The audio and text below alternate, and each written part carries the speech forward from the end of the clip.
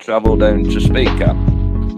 However, I always do my due diligence and have a little look into people's backgrounds and stuff. And what I found fascinating about Craig in the last 10 years, it's not a little stroll through Craig's last 10 years. It's more of a high-speed car chase.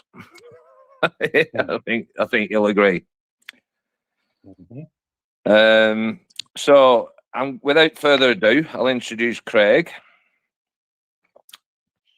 And I will ask Craig to introduce himself and give us a bit of background about your youth and your growing up and your school life with your little terror. Mm-hmm. I was born in a little place outside Glasgow called Linwood, which was a new estate at the time, as we call them up here, a scheme that was built predominantly for the car plant that was in Linwood, just outside Paisley. And it was built to house the workers who were predominantly from Glasgow area. So most of my neighbours, if not all of them, worked in the car plant, apart from my dad. He was a draftsman. He worked in the shipyards, and he was working in Greenock at the time, which is about, Linwood's about halfway between Glasgow and Greenock. So that's how we ended up out there. I was there when the car plant shut, saw the devastation that caused. That's never left me. Seeing whole families wiped out because of mismanagement was horrific. At that time, my dad had get involved in our family business. My grandfather was building a business at the time and was ill. And my dad didn't want to, but he left his job to go and take over this business. And he was actually quite good at it. He was an unintentional entrepreneur, and he was natural at it. And he built this business. And as the business built, his income came up. And we moved out to a posh place called Bridge of Weir, which is just a bit further outside, away from Glasgow. Football players and pop stars and TV personalities and things like that. So when I was about 13, I moved school and moved area. And it was pretty bonkers, because I went from a school where we didn't have jotters for every kid to a high school that had carpets up the walls and beautiful instruments and stuff. So my upbringing was quite mixed. I saw quite a broad spectrum of people within that upbringing. And something's quite bizarre about that upbringing, mate, that didn't really hit me until about 5 years ago. I know, so I was born in a working class area, brought up there, and then spent the latter of my youth in quite an upmarket area in a very posh school. And I know more people who have unfortunately passed away through drug deaths, and more people that spent time in jail for dealing drugs from the ones that went to the posh school. And I find that pretty bonkers, totally bizarre. And that kind of probably... There's a private school near where I am, and when I was sort of my age group, it was a massive drug problem there. And I think the reason that may have been is because they could afford them. Yeah. And they could afford to, in my youth, it was the rise of acid culture and raves and things like that. And if you were going to these raves and they were down in the middle of a field in Ayrshire, 4-hour raves, there were lots of money for tickets. So, that would count out quite a lot of people from the first half of my life. But there was all these factors. But I thought that was pretty bizarre. And what it did do, though, it gave me quite an insight into a broad spectrum of class. Yeah. Which helped me in most of my adult life. I worked in sales. I was a salesman. I was a sales trainer. I was a business manager working in finance. I was a sales manager. I was a sales director. So I'm not saying I'm a chameleon, that I change, but I can deal with people in, many different parts of the spectrum of life.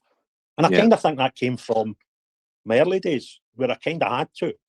I had to learn how to be streetwise in my first high school, because it was proper mental. And then when I went to the second high school, I kind of felt, I did have a chip on my shoulder for a lot of it. I had probably an inferiority complex, which I dealt with. And that kind of moulded me into the person I am. When you were a child, well, in your teens, and did you have an interest in politics then, or was it not really for you? When I was 48, I didn't have an interest in politics. Mm. I hate politics. Yeah, and that's what that's what I sort of got when I was looking into stuff. But I just wanted you to say it for the room, like just paint a picture. Yeah. So, so you got on with your life. The drugs, like I said, with the kids with money, the drugs. When I was growing up, cocaine was like a Wall Street man's drug. You know, they were the only ones who could afford it. So the next down the line were probably the public school lot, who did have a few quid. But anyway, yeah. Moving on. This is so that sets the scene. I'm just going to say 2 words to you, mate, and I'll give you the floor. Glasgow Rangers. Don't. No, after this is where it all goes. Car chase tackle, isn't it? My life.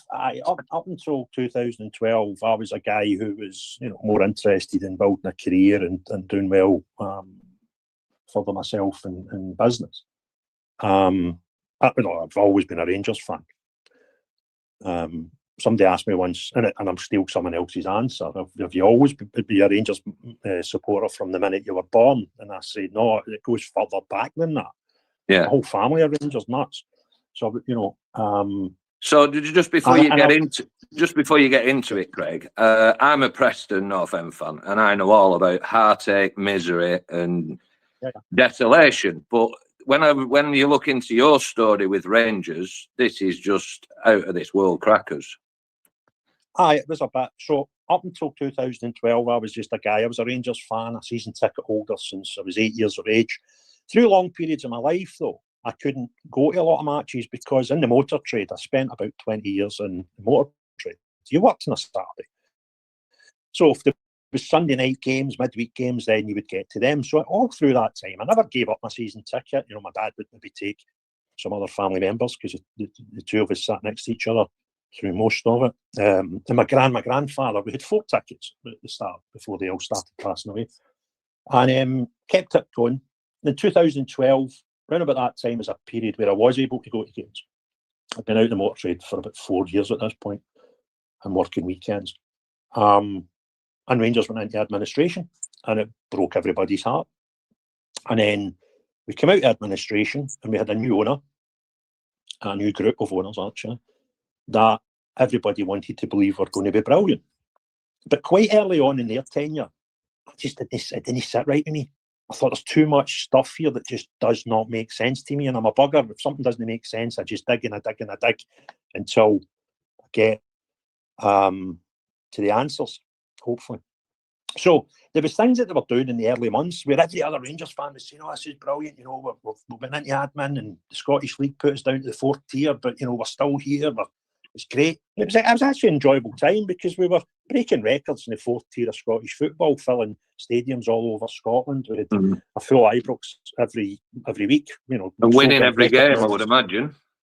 Well, that was kind of the hope. That went to plan for a couple of years. But anyway, so it was, it was a shit time to be a Rangers fan because of admin, but it was a right good community feel about it.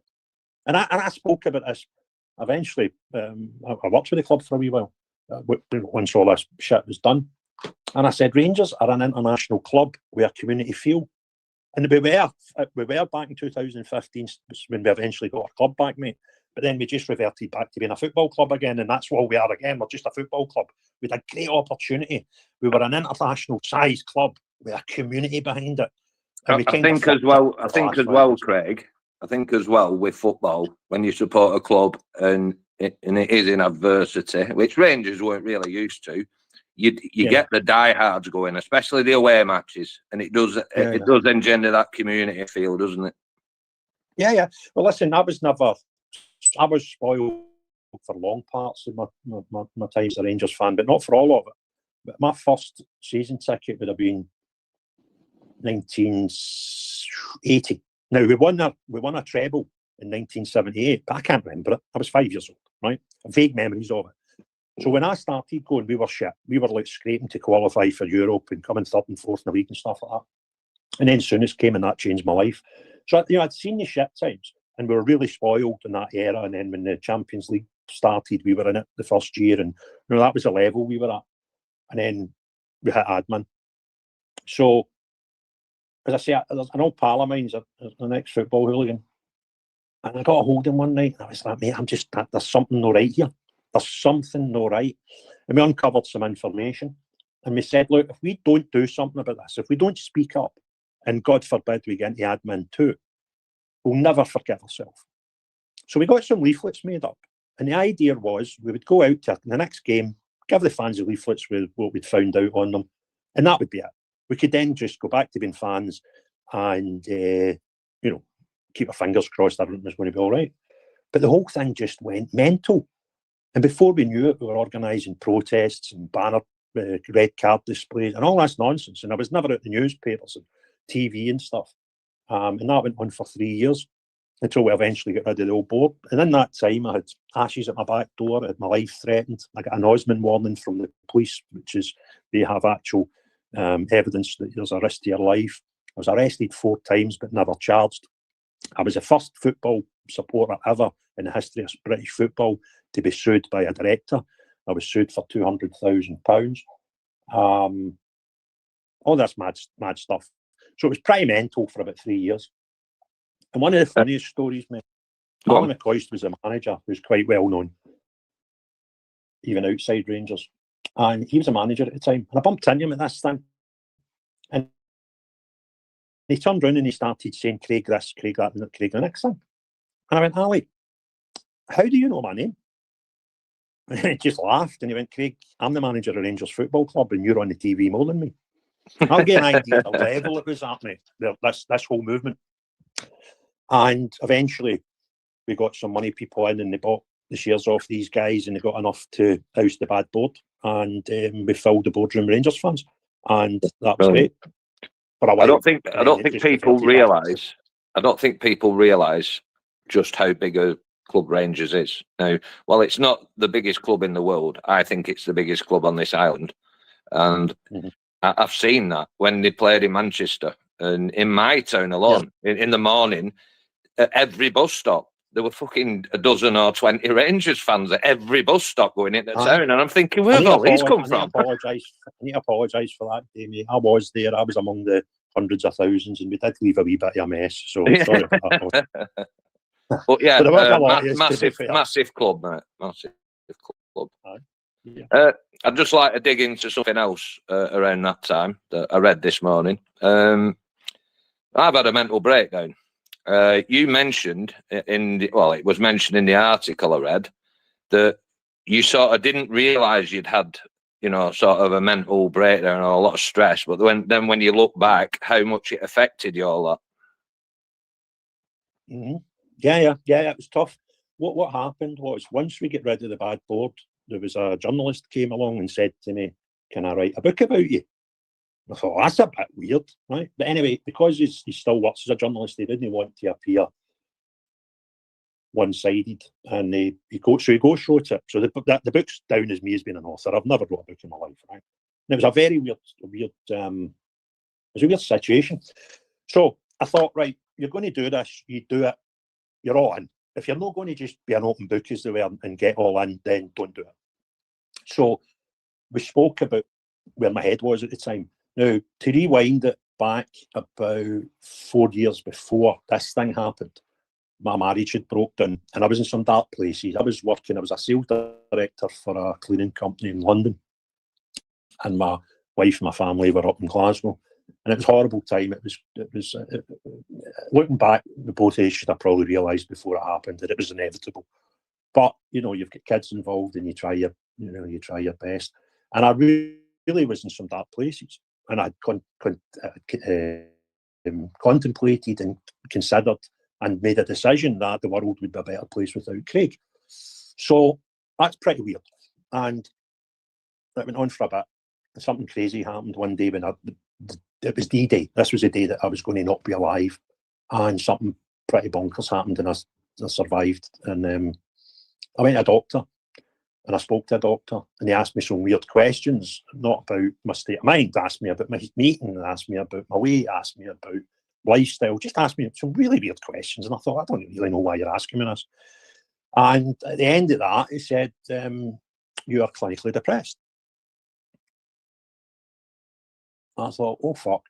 Now, it was probably the best day of my life, or sorry, one of the biggest days of my life, because it made me realise there was a problem, and I had an illness. It wasn't just me.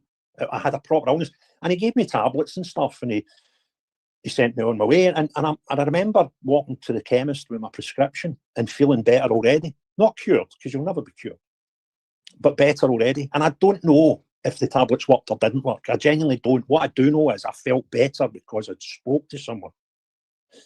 And that was 2008. My marriage had finished not long after that. And sorry, in hindsight, it was probably about 2006. Marriage finished about 2008. And so right, it was pretty fucked up. But, you know, a journey that millions of people in the UK have made. I'm not a superhero for living that. There's a lot of people done far bigger things than me in their recovery. But once you're clinically depressed, that diagnosis lasts for life. So you have ups and downs after that. Now, thankfully, touch wood, I've been close, but I've not been at those depths again. Yeah. And if you imagine now that you know that, and then you became this guy 4 or 5 years later, that was never out the TV, was never off the news, all the newspapers, death threats, sued, arrested, pressures, right? That guy would never have survived this stuff that I went on to face. So I describe it as being schizophrenic by design, because I became a character. The guy on TV, the guy at the protests, the guy that was arrested, the guy that had his life in danger, that wasn't me. It was the character, right? And I think if I didn't do that, I probably wouldn't have survived the journey. And what happened, though, it was bizarre, mate. I'll get an idea, right? I'm living with a girl out in Houston. Funnily enough, I'm called Houston. The village was called Houston. And this was in the early days. And I had this small cleaning company, and we were on a job. And I went out in the morning, and there was some news about Rangers. And as usual, the TV want to cover it, and they want a fan's opinion. So my phone goes. And I can't remember. It could have been Sky Sports. It could have been BBC. It could have been Scottish Television. I can't remember. But one of them wanted to interview me outside Ibrox on whatever the big fuck up was that day. So I left the job, ran home, got a quick shower, put some clean clothes on, put my dirty clothes in a bag, went to Ibrox, recorded the piece to camera, drove back to Paisley, put my dirty clothes back on, finished my graft. Goes home, or to her house that night, and you know when the news is on, they sort of give you a little 10-second snippet of each story. They'll say, yeah, and tonight we're going to cover this and that. Right, so Rangers was a big story. So it's my face at Ibrox and the sounds down. I said to girl, I said, give me the remote over. Now, we had a rule you didn't have a TV up when you were eating dinner. So she just put my dinner down. I said, give me the remote, put the sound up. She went, what for? This is how bonkers it was, mate. I said, I want to hear what our organisation was called Sons of Struth, right? Yeah. And I said to her, I want it. So my big face is on the TV, but the sound's down. And I said, I want to hear what the Sons of Struth guy is saying. And she just looked at me and thought, you're a fucking lunatic. It was me, right? And I was like, what? That shows you how good I became at being schizophrenic by design. I wanted to know what I was saying on the TV earlier on that day, and I was able to have right? And then it got to at that point. So at the start of it, I had this mask that I'd put on, and I'd go and do these mental stuff, and I'd come home and I'd take the mask off, and I'd be Craig. But as that went on and the months became years, the mask just stayed on, mate. And what I wanted to do is I wanted to get to the end of that journey and take the mask back off and just be Craig again. But I was never to be Craig ever again. Think about it. I'm in one of the most hotbed football places in potentially the world, but definitely in Scotland. And I'm that Rangers guy. You with me? So you've gone through all that. You've gone through emotional turmoil. You've become this guy. And then that Rangers stuff's obviously calmed down, and then all of a sudden you've decided, I know what, I'll put on the mask on again, and I'll go into politics. Can we? Where did that start? And where did you pinpoint? Right. You Again, decide. Sorry, where did you pinpoint? This is where I'm going to go now. Right. Well, that was pretty bonkers, right? Because there's a guy, James English, who's on YouTube. He does interviews with loads of celebrities and stuff. And I know James, right? And I spoke to James, met him for coffee. I said, I've got this idea, James. I said, I've got 2,500 phone numbers in my phone book. And about 2,400 of them came from the Rangers stuff, right? Mm. So I've got ex-players, ex-managers, ex-directors, ex-chairmen, ex-football hooligans, celebrity fans, all that. I mean, it's a crazy phone book. Whenever I get my phone back off the police, I'll sit down with you one night and go through it, right? There's some fucking belters in there, right? So what I said was, I said, I would like to not be the James English of YouTube. You're good. But I want to do what you do, but just contacts that I've got. So James gave me some tips and help. And I started a YouTube channel. And it was doing all right. It was picking up subscribers every time I put an interview out. I was doing maybe between 1 and 2 a month.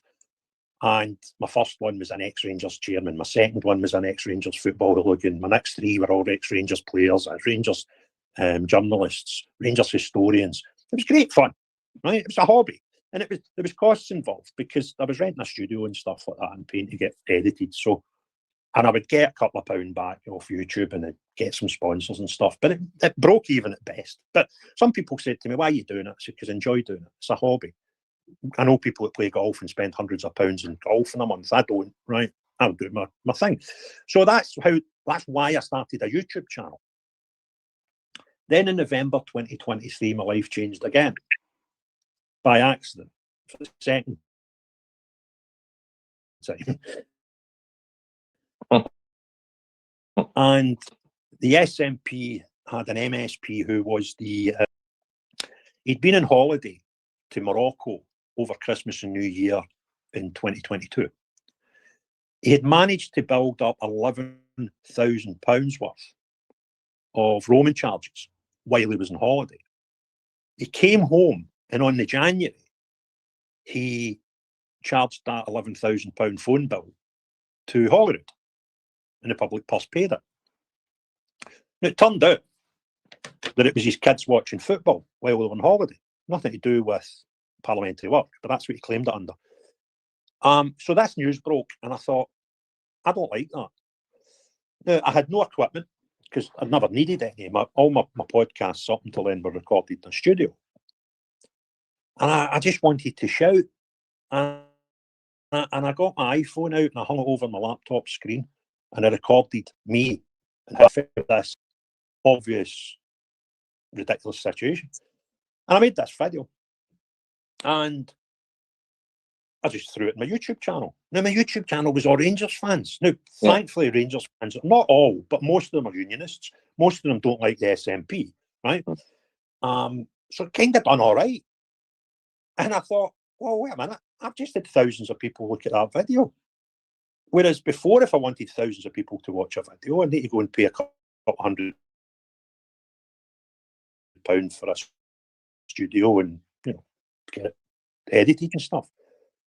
And I thought, why did, right? So the next day I done a moan about cyclists, and apologies to any cyclists out there, but I kind of don't like them when they want to be road users and then pedestrians, and then 30 seconds later. So I done a 10-minute moan about cyclists, and nobody watched it. So the next day I thought I'm going to do one of these a week just to see what happened there. Why did that one do well? So the next day I done one about Rishi Sunak, and it kind of nobody watched it. And I think I done 4. And then the 5th one, I think, was about Hamza Yusuf. Hamza Yusuf became quite a key character in my life after this. And again, it got thousands of views. So I thought, it's a politics, right? I thought, why did I not figure it out? The people who I've got as customers that watch the channel are all Rangers fans, and the majority of them are unionists that don't like SNP. So They might be neutral about cyclists, they might be neutral about Rishi Sunak, and I went, well, that's a bit nuts. And I've always hated the SNP. Although I wasn't that much into politics, right? I think they ruined Scotland for everybody, not just the unionists. So it became quite easy for me and I thought, well, I'll just do one of these a day and see where it goes. And by doing that, my hatred for the SNP rose, my interest in politics rose, and within 6 months I was agreeing to stand in the Scottish Parliament for election, and the SDP got in tow with me, and we went down to meet them and became the leader in Scotland through a long, elongated process. And now I'm 96, 97 days away from standing for election in the Scottish Parliament as a leader of a 45-year-old political party. It's pretty mental. So, when did the demo start? Can you remember your first demo and why you went? Yeah, I remember it as well. Again, right. See, when you do these, mate, similar to doing these spaces. Although spaces, you've got a lot more interaction because you've got hundreds of people watching and listening to your spaces, right? But when you put a video out on YouTube and you're sitting in your living room, you kind of, you see the figures, right? It's pretty bonkers. See the first time you get a video that does over 100,000, you think, well, what's going on here? It's pretty surreal. But you've got no real barometer of any impact you're having. So it was the 1st of April of the 2024. So I've only been podcasting for 4 or 5 months, right? And there was a protest at Holyrood. Thousands went. And it was because of the hate crime. That was day one of the Hate Crime Act up here. And I got asked to go and speak. And I'm like, what do they want me to say? Who am I? Right? There's all these guys that have been into politics their whole life and out there, smashing it as activists forever. And they're asking me. And I was like, all right, okay. And it was bizarre because we were, I don't know, there was maybe 8 people, 9 people, 10 people spoke at it. I don't know, can't remember. And I thought, I got a biggest win, announced my name. All these people cheered.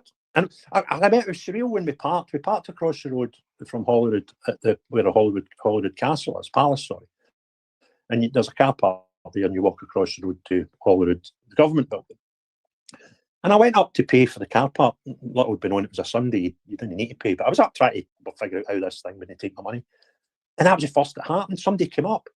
How you doing, Craig? Love your videos. I was like pretty embarrassed. And as I am to this day when somebody stops you and they're like, all right, well, that was a bit weird.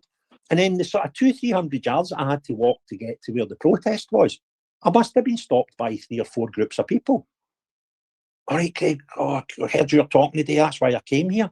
And I'm like, what? There's all these people that have been doing this for years. It was a bit surreal. And I got up the stage and I watched it back about 6 months ago. And I was really nervous about doing it. I've spoken in front of people before. I've done it loads with the Rangers stuff. It wasn't new.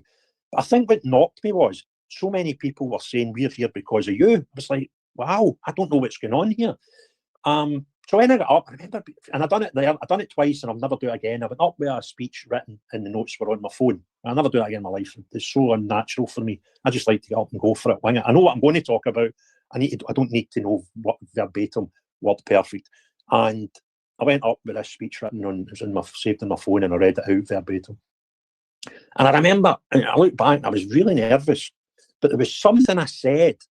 I can't remember what it was, and it caught the audience, and I got a reaction, and my face, my whole complexion just changed, and I thought, I quite like this. This is no bad. And that was it. I finished that speech, and that's when I realised, I thought, this is a bit potty, I'm causing a reaction with people. There's people supporting me here, and I don't know where this is going to end. But by God, we've got a few folk behind us. So I felt the same as I did with the Rangers stuff. With the Rangers stuff, there was times when it looked as if it was going to go a bit pear-shaped, and I just remember feeling I was responsible for all these people that supported me through the Rangers stuff. I couldn't give up. And I kind of feel the same now about the politics. It doesn't matter where this ends. I'll give it my best shot because I feel I owe that to every single person that supported me, how little or how big, throughout every single thing I've done since November 2023.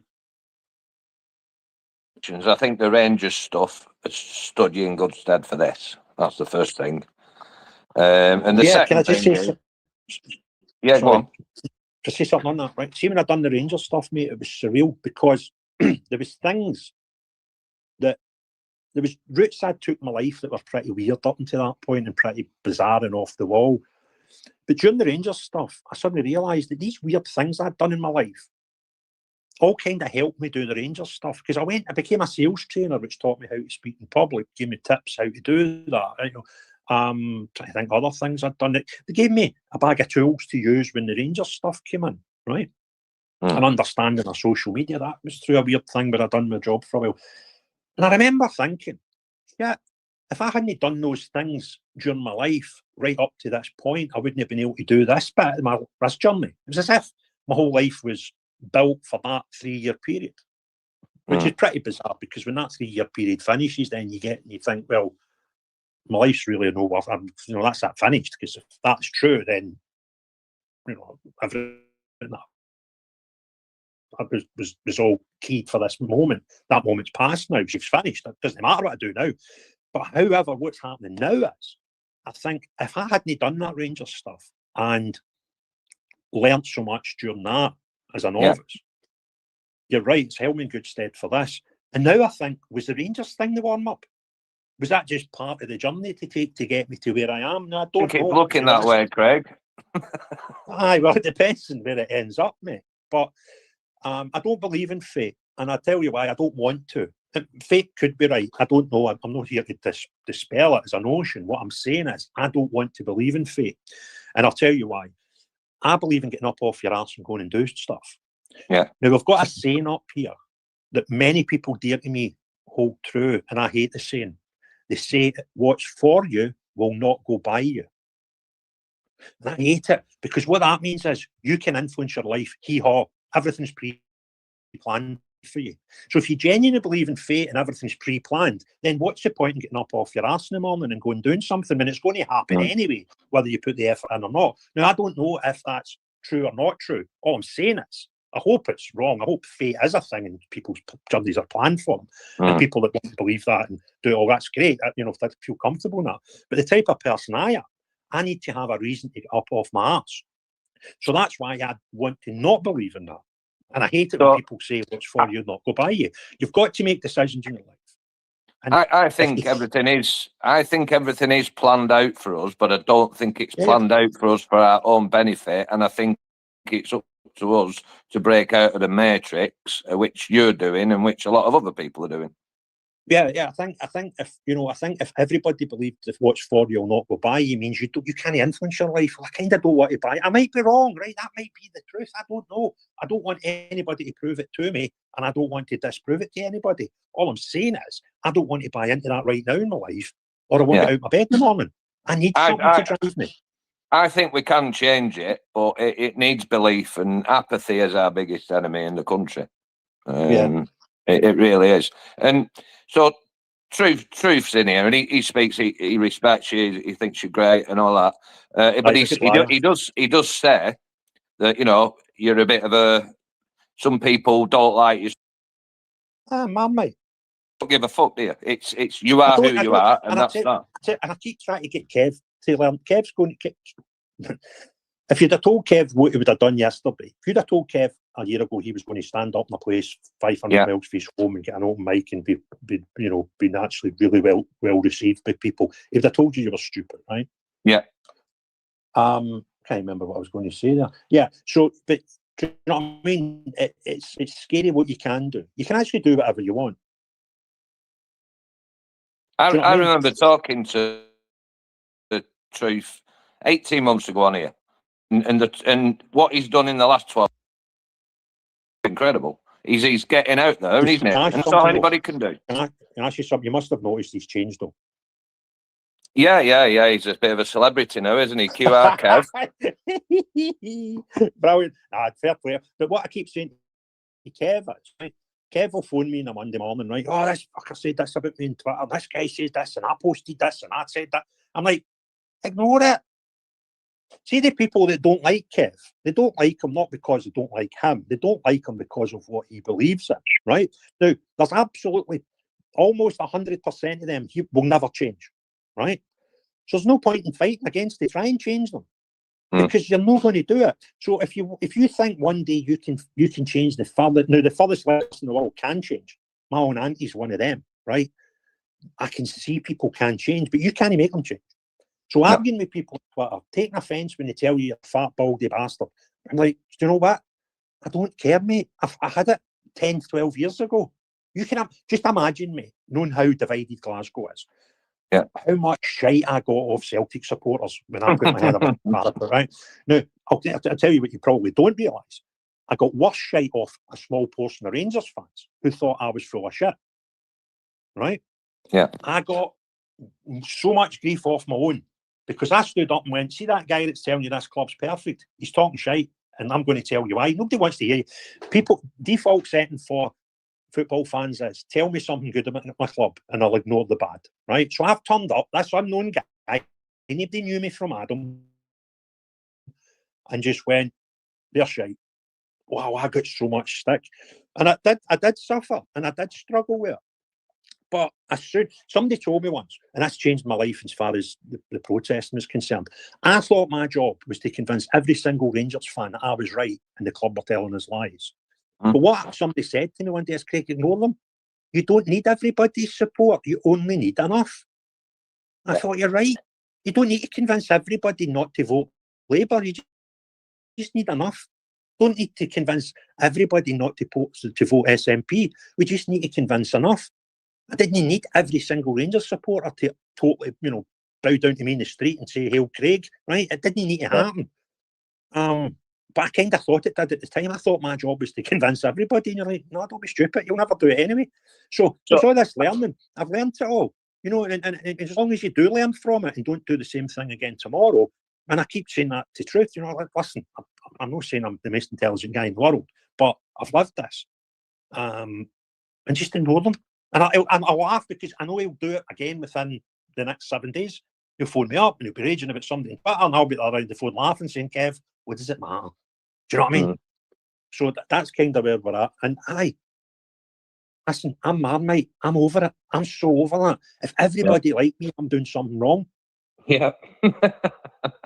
and that's exactly the point. And I say that I'm bomb proof. I don't fucking care if you like me, hate me, or whatever. I get on with my shit. Exactly the same. I've made thousands of mistakes, but when you make that mistake, tick it off and don't fucking do it again. Yeah. Simple as that. Now then. It's rocket science. Now then, let's move on to the toughest question of the night. Oh, dearie me. What is it? Is it nuclear physics? No, I'm going to ask you to explain to the English people in the room Scottish politics. It's very simple, mate. It's very, very simple. Scottish politics is mental. That's all you need to know. So what I'm driving at, let me just give you a couple of pointers as to what I'm trying to get at here. So you're a unionist, I'm a unionist. We're on different sides of the border. What I've found with Scottish politics is we're one country, effectively. So Scottish politics gets largely ignored. And there's also, it's complicated in the fact that you're fighting against Holyrood, but then there's a parliament down here. So my leading question would be, are the same, like for Craig Houston, what are the three major problems for this country? And does Great Britain's major three problems equate to Scotland's major three problems? Or is there a different one up there? They are connected. They're not the same because I think, right, I've been up and down the length of this country. I've spoke at protests in Peterhead, Aberdeen, Glasgow, Edinburgh, Manchester, London at Epping. I've been at protests and went and covered stories in Ballymena and Northern Ireland, and I went to Dover myself. I jumped on a ferry, spent 3 days in Cali myself. I came back. I thought, that's a bit weird. How do they get into Europe? And I figured out a lot of them come through the Greek islands. I went to Lesbos myself for 5 days, investigating how they get in. So I've been all over the place looking at this thing. And I kind of think the majority of people in Britain, their concerns are the same. They are concerned about safety of the women and children. They're concerned about housing, cost, quality, and quantity.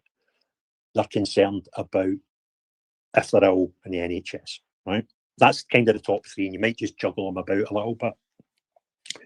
And they're all driven by the same thing, a total ignorance to protecting our borders and having any control over the amount of people coming into our country.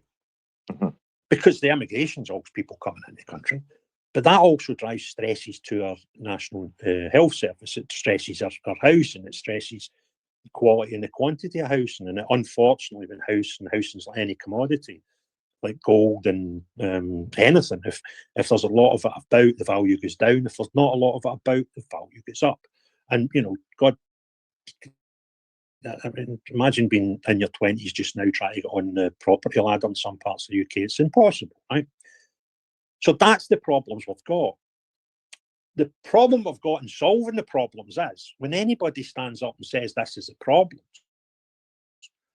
they get told they're far right, they're racist, they're all these isms, right?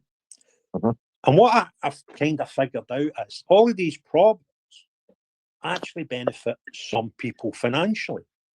Because we've created industries that we don't need. Like immigration's now an industry because it needs hotels, it needs interpreters, it needs lawyers, it needs social services. And there's so many people now making coin off immigration, illegal immigration. That's another factor that's tough, that how it's not going to stop. Now, I used to live in a place sneaking into America, and it's obvious now that, you know, there's bent politicians there.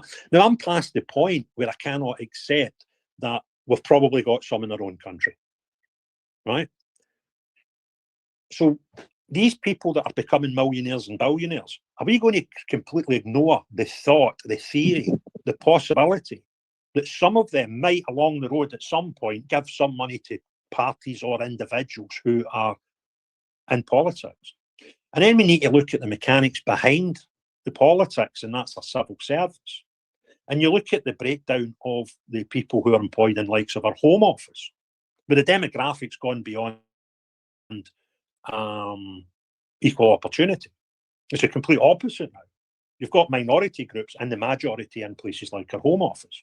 So the whole thing, now, some people say that, you know, there's this whole one world conspiracy and it's Davos or it's WEO or it's the Masons or it's Illuminati or it's the Jews or whatever. I'm not that clever, right? And it actually doesn't need to be any of them. Humans are bad people, some of them. And when they can make a coin, they don't actually care how they're making the coin. They like the power, they like the money. And you end up with this thing. So it almost doesn't matter how we got here. It's relevant, but, you know, we can argue all we like about who drove us here. We unfortunately need to accept we are here. And how do we get out of it? That's going to be really tough because there's so many people now making coin off this industry of immigration. We've got an industry of education now that is so reliant on, particularly in Scotland, where we've got a bonkers situation with universities, completely different from England, where we've got this reliance on foreigners coming because we cap the amount of Scottish kids that can go to their own universities, by the way. That sounds potty, yet true. So now our universities need to bring foreign people. I mean, you need to bring foreign people. I couldn't count the amount of buildings in Glasgow that are now student accommodation because we have so many foreigners coming. We've got big, massive buildings in our university area that are solely for Chinese students because there's so many of them, and there's Chinese shops underneath them and Chinese supermarkets and Chinese newsagents, right? So now we've got this reliance on education where people are making fortunes not only by bringing them here, but by keeping them here, by, you know, putting up the student accommodation. That's now an industry. So we've got all these industries that we actually need to break to make our country better now. But unfortunately, the hard bit is all these industries are producing millionaires every day. And some of them will be partly with politicians, and are people in the Home Office, and are people in the civil service. And it's a horrific thought. But we need to try. Tell us about what it's about. SDP. What, sorry? Tell us Start about again, the sorry. SDP, the party, and what it's about. Yeah, again, this was a weird thing. I just decided, there's so many people had said to me, Craig, you should go out and stand election. Now, see, when you get told that in January 2024 and the election's not till May 2026, it's kind of, no bother, I'll stand, and you can brush it off because it's 2.5 years away. I kind of didn't know how I was going to do or what I was going to do to try and get there. And it was actually a member of the SDP who looked at their constitution and looked at me and then went to the party before they came to me and said, look, we could really work well in Scotland because we've already constituted that if there was enough of a vote in Scottish members to have a leader, we could have a leader in Scotland. And he went, I think we should do this in the run up to Scottish elections. And I've got this guy who's been an ideal candidate to be that role, and that was me. So they went and looked at it and thought, well, that could work. So they approached me, and I went down and I met them.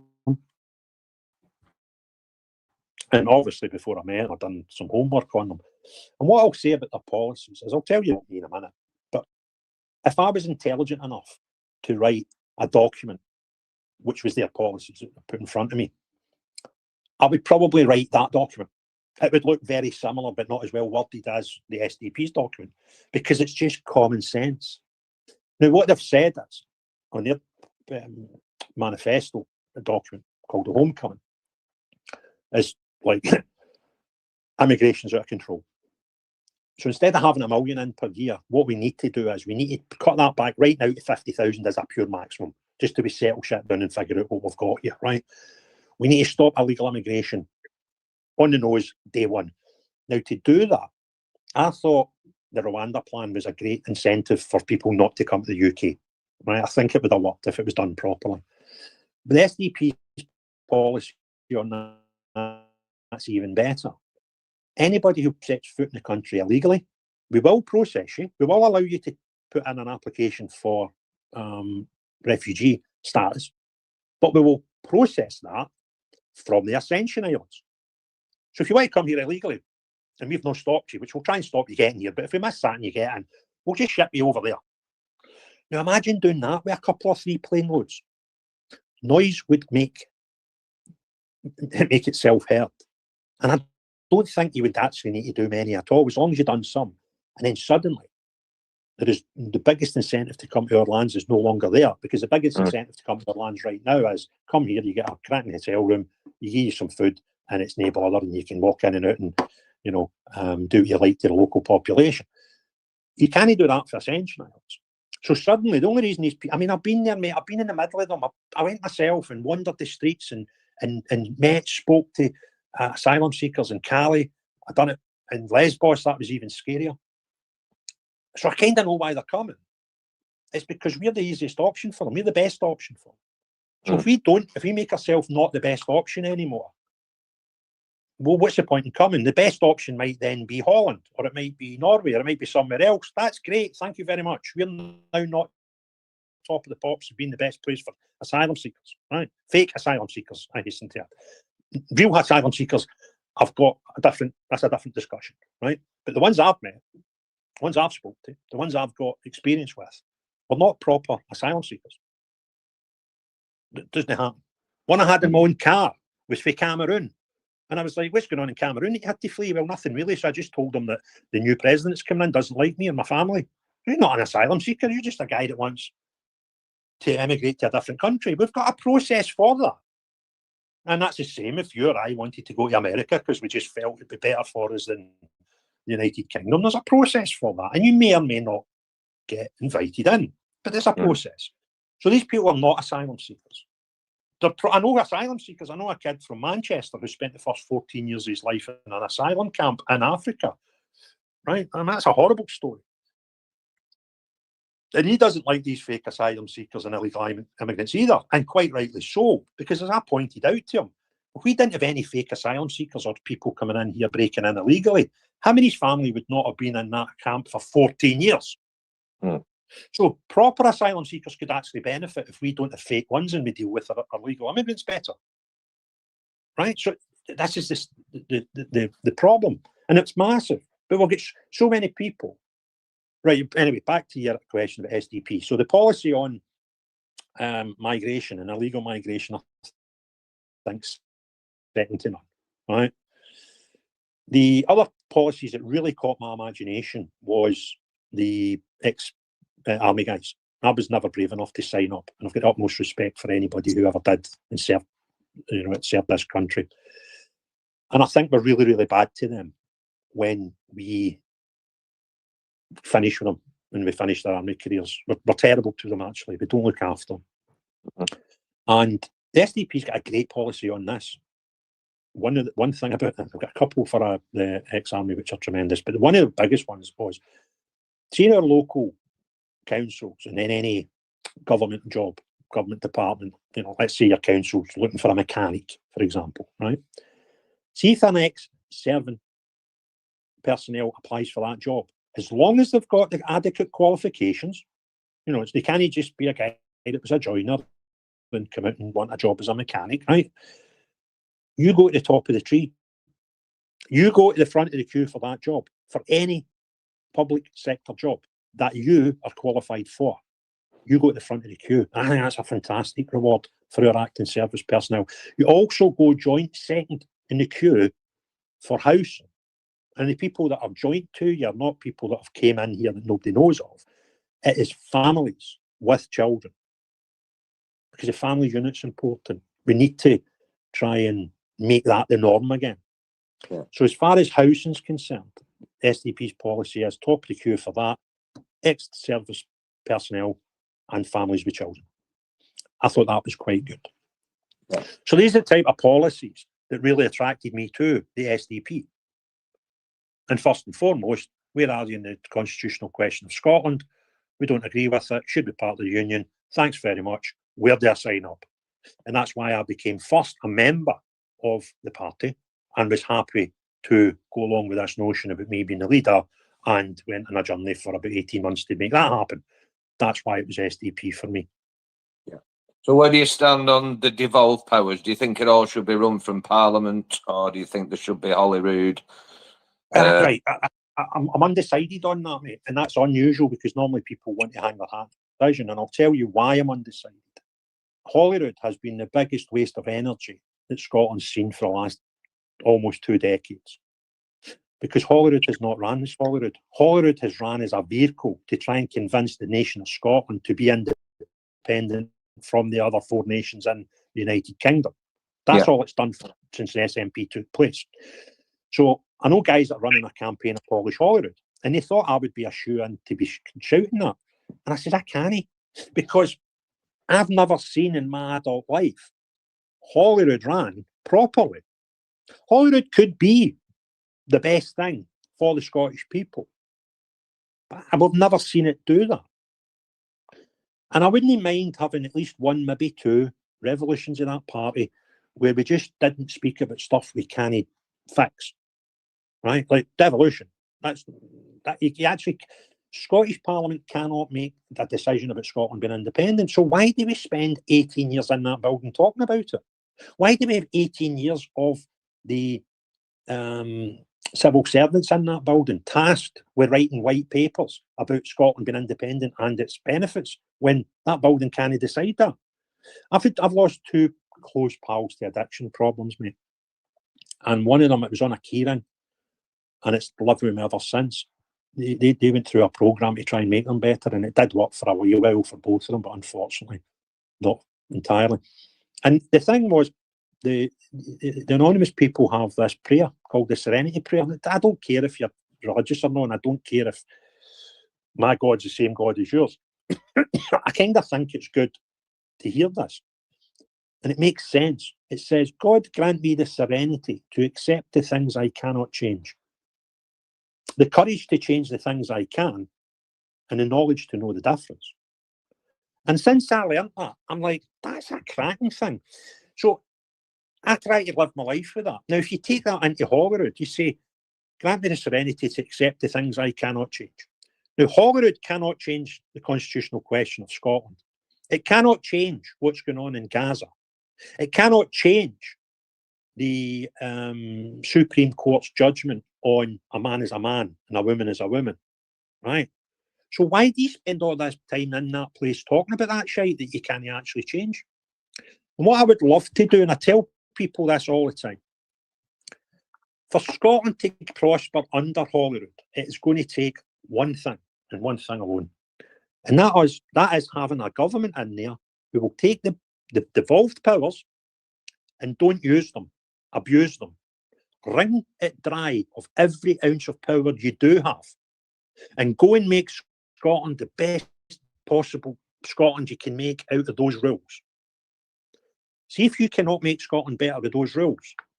Either A, you're shite, or B, Holyrood ain't working. So at the end of that period that we've tried and we've wrung it dry, we've looked at every ounce of power and we've made a positive impact in Scotland, then great, Holyrood has a purpose. But if we wring it dry and Scotland is not any better, then put the thing in the bin. But we kind of need to see what Holyrood looks like when it is dealing with the things that can change and ignoring the things that can't.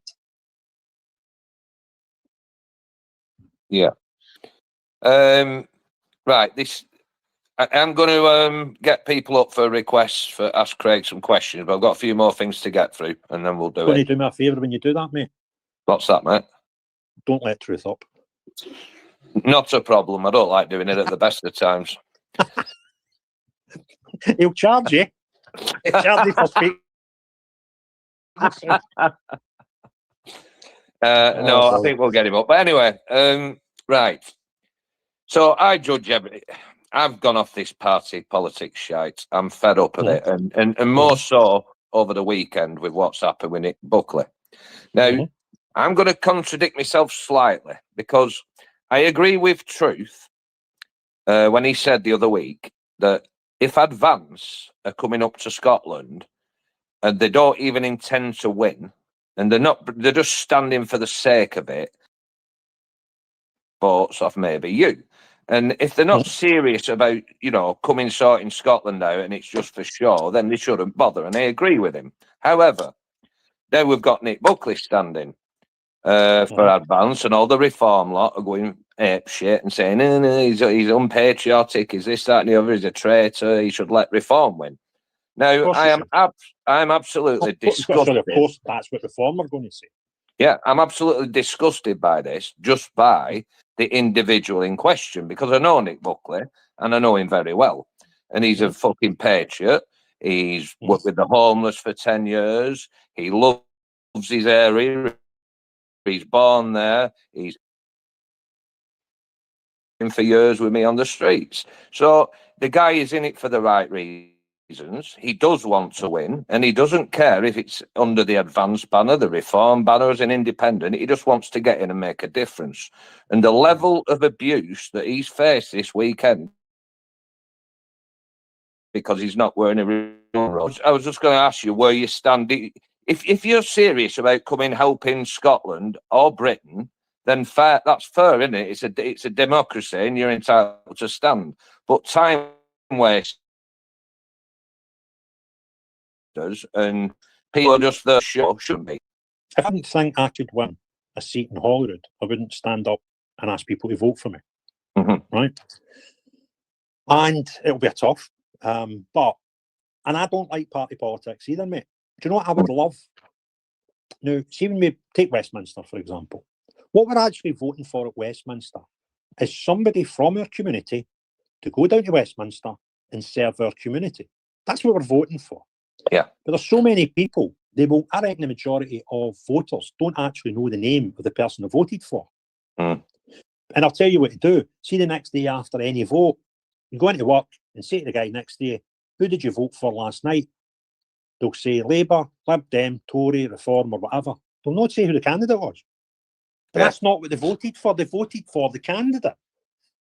And I would love, just for one election, right, that you just weren't allowed to go under a rosette.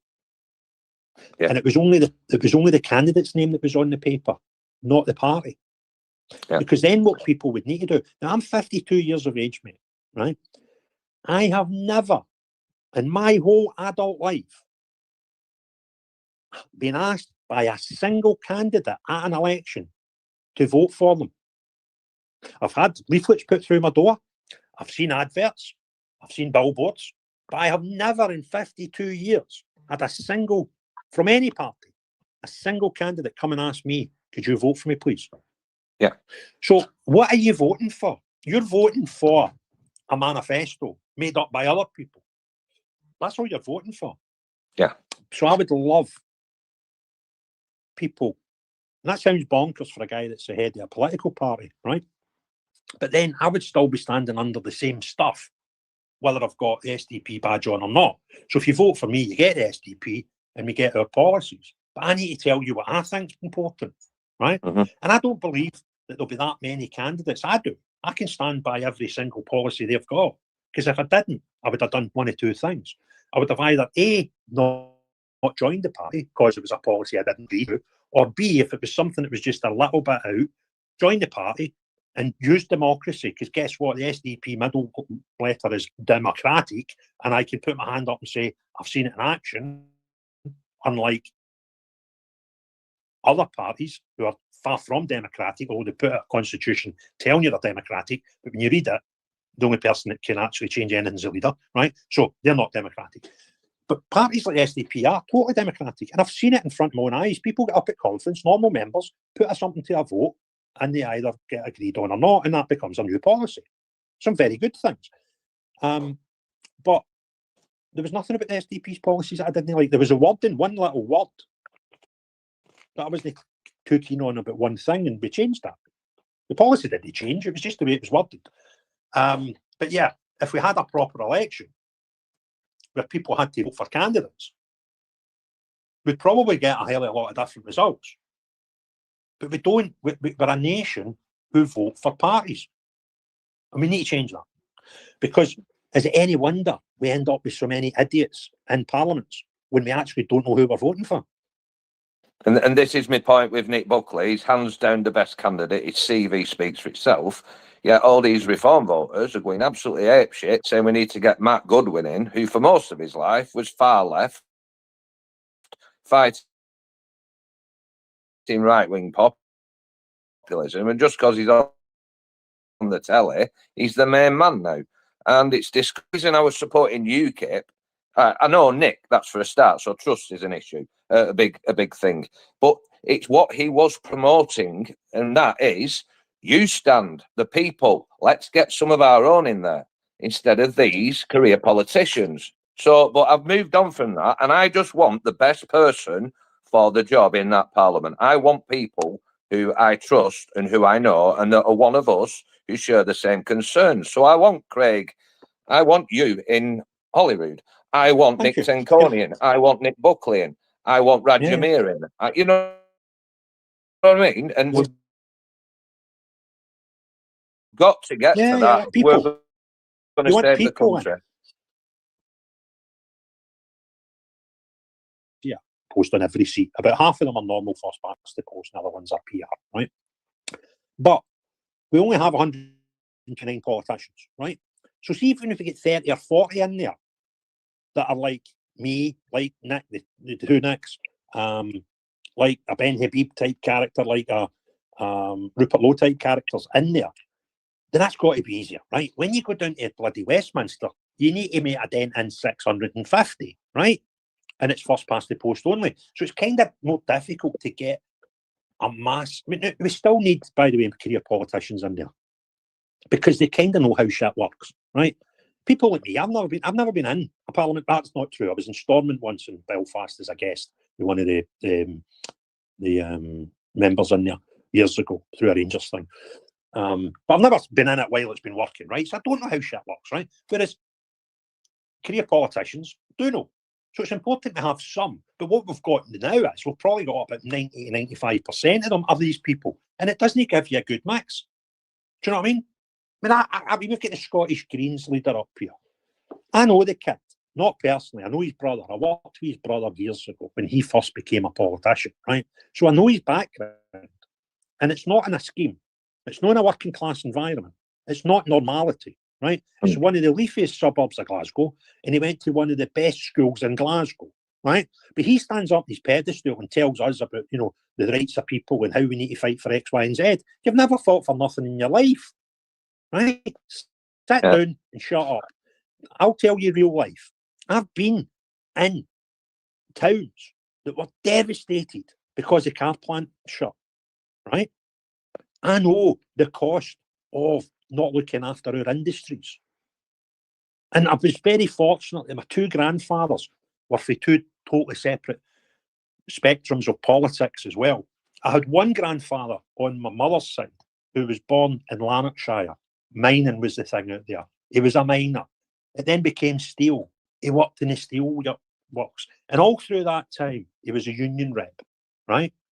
So, quite a socialist. My other grandfather was in the Royal Navy before he was 15. He was due to come out. The Second World War had kicked in, didn't get out. Long service and that. Came out, had tuberculosis. They took one of his lungs out and told my granny, he's going to die. Take him home. Don't tell him. He'll get 2 years. And he lived till he was about 80, right? So he couldn't really do a normal job after that. And he didn't know anything apart from how to steer a bloody warship, right? So he started a business. And he was in the total other spectrum, right? So I can see what's good and bad in socialism. I can see what's good and bad in capitalism. But most people are either one thing or the other. And that's not healthy either. None of these systems are totally faultless, and none of them are total shit. Like, let's take socialism, for example. Do you think we should have a national health service? I think if we could poll that, the vast majority of your audience tonight would say, yeah. Well, that's a left or centre politic. Yeah. Call it socialist, call it communism. I don't care what you call it because it's just a word, right? But it's left or centre. Ask them another question. Do you think we'll get too many migrants? Now, whether you want to see that come down by 10% or you want to see it come down by 100%, the answer is yes, I want it down. That's a right of centre politic. So does that mean you're a fascist? Well, of course it doesn't. So every person has got the ability to see a bit of balance on both sides. And I think I'm very fortunate, again, because of my upbringing, where I've seen, went for the housing scheme, devastated by the closure of the only employer in the town, to living in leafy suburbs. I had a grandfather that mined coal and was a trade union leader, and I had another grandfather who was ex-Navy, ex-forces, and business owner. And I can see good and bad on both sides. I can see where that one can contradict and get into the other.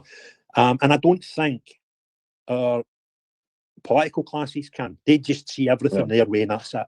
But we need some of them in there just so the mechanics of the thing go. And by the way, I've met some of the best politicians I've met, by the way, have been Scottish nationalists. I had an interview with a guy, Alec Neil, who was on the cabinet of Alex Salmond back in the day. Lovely guy. The only thing we disagree on is he would rather have an independent Scotland and I would rather not. But on other things, like, how do we look after our communities? How do we make societies better? We agree on almost all those things. So if I'm fortunate enough to get into that building, if I end up having a conversation with somebody who's an absolute cult member SNP, it doesn't matter what I say, they're going to contradict it. But if you get to one who just, somebody, I know some people in the Alba Party, I've done podcasts with two three, including Alex, ex-SNP MPs and MSPs. And I know on some topics, like welfare topics, like drug issues, like, making our schemes better for people, these people would agree with me. But we live in polarised Scotland where we're not allowed to. Everything's got to start and end with, I want to see Scotland independent. Aye. Well, you're making an arse of that. And that's why Scotland's been destroyed, mate. Everything's fucking polarised, and even on our own side, we can't unite around what we agree on, and the main things, which is child protection and sorting the fucking immigrant situation out, and we should all be fucking behind that. But the point I was making with yourself and Nick, you care about fucking Glasgow. Nick cares about Manchester. Rupert Lowe is sorting Yarmouth out at the moment, so you're gonna try harder to sort your area out. And then if you make a difference, Craig, then other people are going to look at your area and think, I want some of that. Yeah, I can do it. Now, the other thing, though, with myself and Nick, because I know Nick as well, is Nick cares about Glasgow, but I also care about Manchester, and Nick also cares about Glasgow, right? Correct. See the bigger Correct. picture, right? And we kind of need people to go into these places and say, I'm here to represent my community. Mm. So you're talking shite, right? Whereas Matt Goodwin would probably need a map and compass to find fucking Denton and Gorton and Denton. Probably, and I heard that Labour were giving him it stinking as well on that he wasn't from Manchester, and then they put up a Blood Creek woman. Yeah, but so, like I said, he's not even close to as good a candidate as Nick. Can I give you some controversial topics? Just maybe one thing I put in is controversial, right? You know Basil that does Spaces and does Linux as well. I spoke to him about 2 years ago, right? And I said to him 2 years ago, the SNP are a cult. Because if you looked at the SNP, their sole single one-trick pony thing is to give Scotland independence, right? It's the only reason you would vote for them. And we were close to that in 2014 with, it only took 2.5% swing and it would have been a dead heat, right? So it wasn't far from happening. In 2014, the referendum vote was 45 for 55% stay in the Union, right? Thankfully. So they were close. Now they're further away today than they were then, right? So they've actually not delivered their promise. So that you wouldn't vote for them. If you looked at their results in their past, you would say, well, what's the point in voting for them, even if you were a nationalist that wanted, a Scottish nationalist, right? And what's all they've got now is this cult that still vote for them. And they believe that they're going to deliver independence to them. And I think actually when you look at it, have done to the nationalist movement than the unionist movement, right? Because they fucking hate us anyway, right? So you kind of know that we're not going to get anything good off them. That was a given the day they got power. But the nationalists that have voted for them for 18 years, they're further away now than they've ever been. So they shouldn't vote for them, they're just a cult. Now then Reform came in. And Reform should have been the party I stood for. And people will tell you, people close to me, Kev will back this up. When we were having the general election last year, I'd made my mind up, not last year, 2024. I'm going to let this general election finish, and then I'm going to approach Reform and ask them if they would consider me as a candidate for Holyrood in 2026. Yeah. When I run up to that election, I changed my mind, and I'd probably struggle to vote for them today because they pissed off the leg of the Scottish Unionists. And at that point, I said to people down south, Reform have let down the Scottish Unionists because they actually fielded about 6 to 8 candidates who were Scottish nationalists, believe it or not. And the second in charge in Scotland is a nationalist who wants a second referendum in 2029. Right? That's the Reform Party in Scotland. I mean, they're not used to unionists. They are not unionists. However, I wish them well down south and in the rest of the UK. However, my mind has changed since then as well. And I think yous are absolutely bonkers because they are becoming the same as the SNP. And what I mean by that is they've got a cult that actually doesn't matter what they do, they can't see past, I need to vote for Reform. Now, I tell you what I might do in my first vote. Depending, I'll be voting for 2 votes in Scotland, right? I'll be on the second paper. So I've still to vote for somebody else, man. But they should be the guarantee to be my vote, right? But they're so bad at, like, all they had to do after that general election was say nothing and they'd win the next general election by a landslide. But they keep contradicting themselves, doing stupid things, trying to get old men arrested and put in jail, all that nonsense. And you go, see if you actually look at what Reform's done. Nobody should be a member because they're really bad to their members, right? So when people are in it, I'm saying they're like the SNP in terms of they're becoming cult-like. I'm not saying don't vote for them, right? I'm not saying I don't want them to do well. But what I'm saying is it's like a cult following they've got now. And you've seen that this weekend when Mr. Buckley's put his name in a paper and suddenly he's the worst thing. Who decided Reform was to be the only show in town? Who's got the God? Now, see if Advance UK put candidates in Glasgow in May, it will make my job harder because people that like Advanced are probably the same sort of people that quite like Craig Houston. Yeah. So if I've got to compete with them for votes, then none of them. But I have no right whatsoever to tell Benny Beebe and his party, don't stand in Scotland. Correct. Because if I was to do that, that's a disservice to them. And they've got about 30,000 members in Scotland already, right? Yeah. Their members may deserve somebody to vote for. So who the hell am I to tell anybody you shouldn't stand?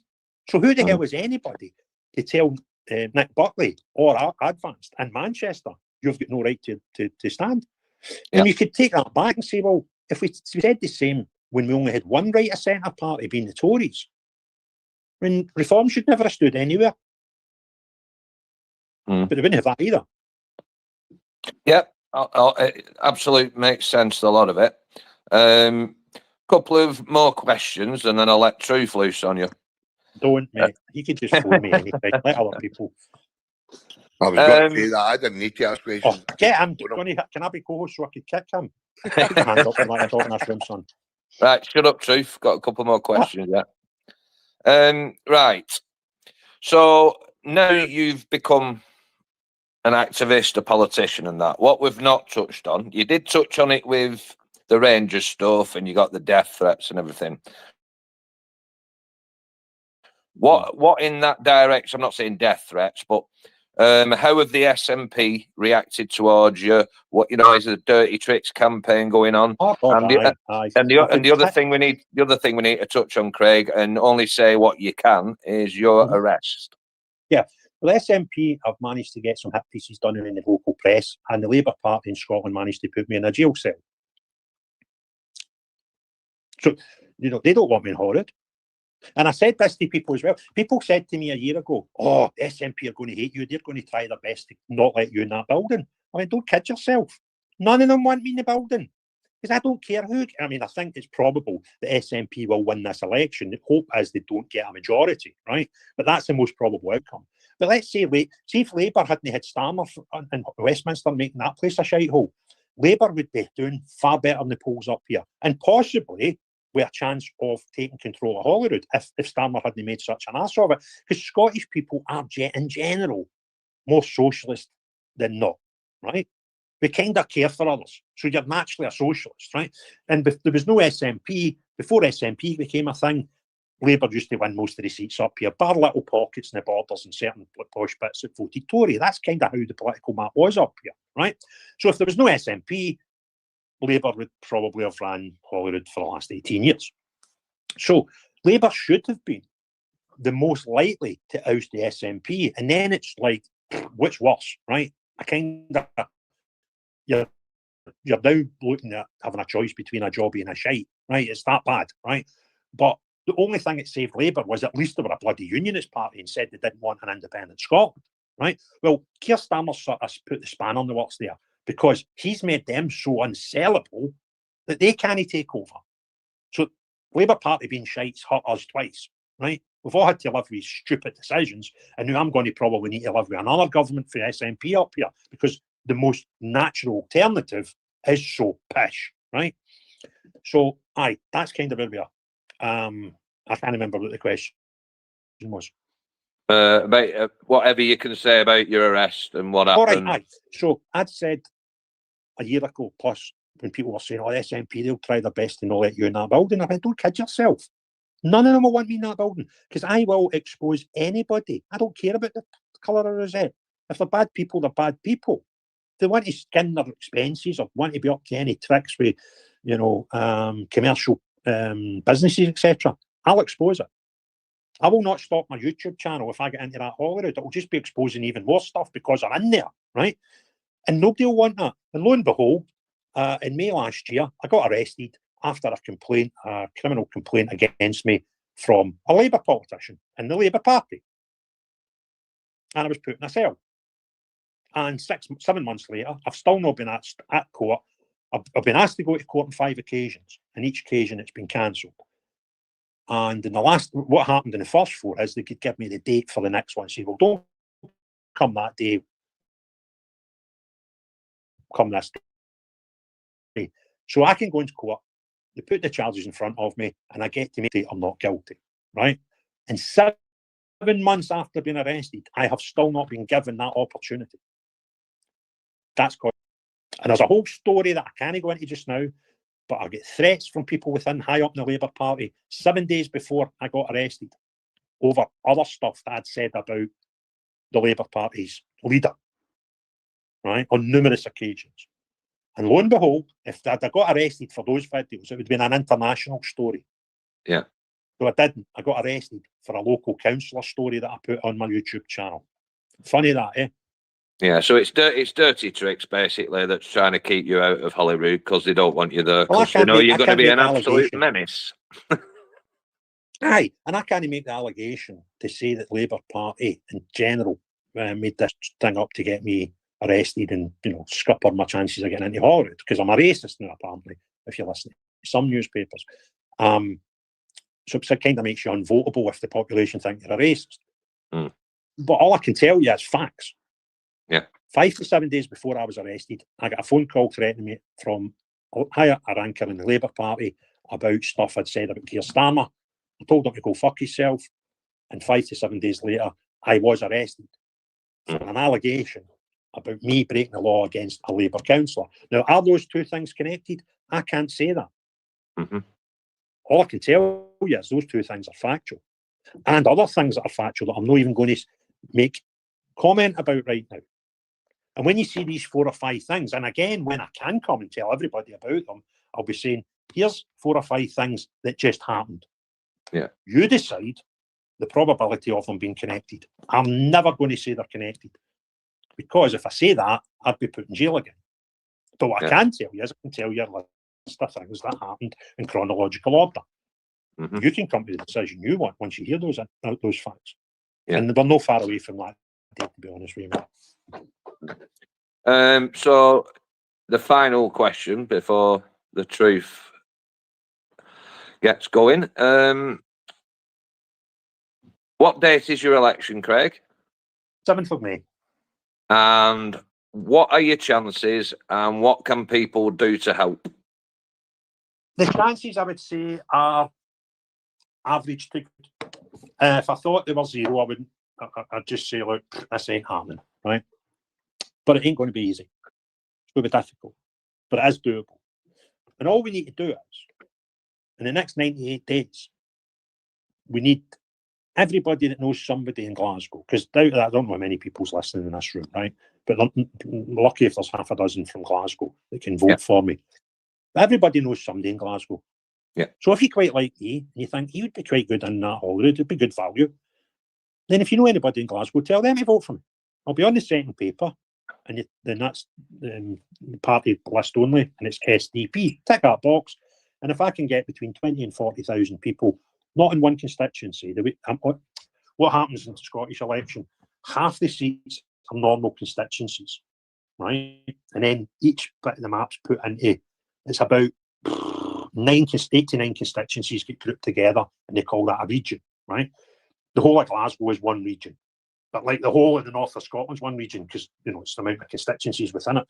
So that's it. Anybody that stays in the Glasgow region need between 20 and 40,000 of them to vote for me, and then we go to Holyrood. So it sounds like a big number, but when you think on that, that's over about 9 constituencies. Yeah. So it's only after 2,000, 4,000 per constituency. It's not that unachievable. Mm-hmm. You just need to make sure people. Yeah, it's doable, mate. The 1 or 2 people in Glasgow I know who are not on here are probably on your fucking phone list. But anyway. Right. That wraps that up for now. I have got other questions, but anybody who wants to ask Craig a question, get up, put your request in, and fire away. And we'll start with the one and only Truth. I've not got a question for him anyway, because I talk to Craig quite frequently anyway. So if I've got any questions for him, I'll just pick the phone up and speak to him. But I'm glad because we need to. But it's important we do get people into that building that's going to stand up to these absolute fucking wankers that are in that building. Do you know what I mean? And I'm not going to be able to vote for Craig, unfortunately, but I know I'll be through when he needs me. I'll be through there giving him a horn and doing what I can to help him. Do you know what I mean? And if he manages to get somebody married, and I'll do the exact same. And any other. Kev, do you know I've thought of a job for you? Fucking here we go. This will be good. It will be. Right, what I've decided is, do you know as you walk up to Ibrox, you go along Paisley Road West, you're leaving the city centre, and then there's that gushet where the road splits, and the right-hand side is Edmondson Drive, and that's the road that Ibrox is on. Aye. Right? So there's a big triangle. There's a billboard on the triangle, and I'm going to try and find out if I can get some adverts on that for the last couple of home games before we get to the election, because I think it's a good place to put my name out there. And I thought I could also put a wee gazebo up and a table on that, because you're not in anybody's road, because the main road, it's a little gushet, a bit of grass. And I'll maybe pitch up there for the 2 home games before the election, because there's 50,000 people go there, and I would like to think a lot of them would quite like me. Would you do the same for me at Parkhead? Aye. Aye, you're good. You might be fucking... Listen. You're just trying to get me fucking done in. Why would you not do that, Kev? You said you'd do anything for me. I think you should take some big boosted banners up to Parkhead. No, listen, that loyalty comes with limits. And you fucking know yourself, standing in front of Parkhead with a fucking gazebo with Big Craig Houston as the fucking, the cut up right next to it, saying, geez your vote. I'm not getting back out of that fucking place alive. I thought you said you'd do anything to get me in there. There's limits, Craig, I think. He's fucking good, isn't he? But I mean, look, you've listened to Craig, right, man? Do you know what I mean? And look, I don't get why you wouldn't get behind him if you're in Glasgow. I mean, he's Glasgow born, he's Glasgow's in his heart, and he just wants that fucking city back to some sort of fucking something that resembles what he grew up in. Do you know what I mean? And I mean, I just don't get it. I mean, it's coming all out. Yeah, you can get on with the Rangers and Celtic shit once you've sorted the other stuff out. Aye, I mean that's it. I mean, don't get me wrong. I mean, listen, Craig's got more Celtic people behind him than you would think. There's a lot of Celtic people give him a lot of support. I mean, you've got Marcel and young Stevie Rennie for Peterhead United. There's a guy commented in your space tonight, said the same. And if you go into Craig's lives, there's a lot of Celtic supporters coming there and actually say that they're giving him support. So it goes to show you that kind of sectarian divide to say, well, do you know what? I want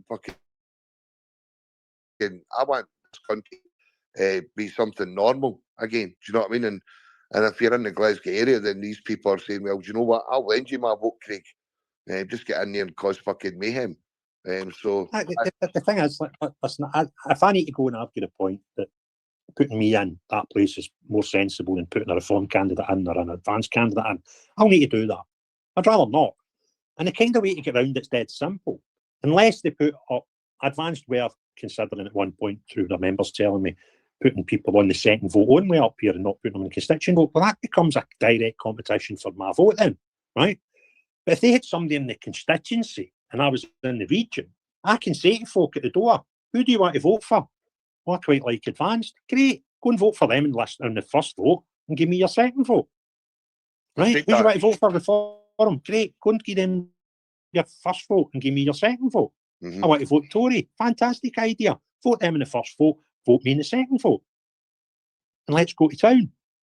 But the fear is advanced, we're talking about putting people on the list only, which means I would need to, I'm in a competition here. I want to win it. So, God help. Imagine the candidate they'd put up in Glasgow advanced in front of me and against me. I don't care who it is. I'll beat them. But what will happen is I will lose some of my votes. Now, imagine if I got to 19,000 votes and advanced got to 5,000 votes. I could get they 5 as well. So they might get none of us in for standing against me. But I can't tell these parties what to do. It's down to them and their members to make these decisions. I can only tell you what I'll do under certain circumstances. And if they put any of these parties, put anybody in the Glasgow regional list, vote, then they're competition for me. And by the way, I've got news for you. If Advanced or Reform put anybody up in the list seats in Glasgow, they'll be trying to find out as much or more shit about me than your SNP and Labour have been trying to do already. Because they don't care about Craig Houston. They've shown that if they stand against me. So let's not be fooled, right? That the only bad people out there in politics are people that we don't like. I've found that every party has got shysters in it. Every single one. Nobody's unique to it. Nobody's, it's not unique to any particular party, and no party is safe from it. Because there's assholes involved in politics. Every batch, every colour has got good and bad. There is. What I have done, Truth, tonight, and I don't usually do it, as you know, I've recorded the space. So, you can share it about and punk Craig. And, I always think these sort of chats are better because you see the real person and you get a flavour of what they're about. And how could a Celtic fan, even if a staunch Celtic fan, disagree with a lot of what he said? I don't see how you could. Right, that's the point, mate. You know what I mean? There's no much you can disagree with.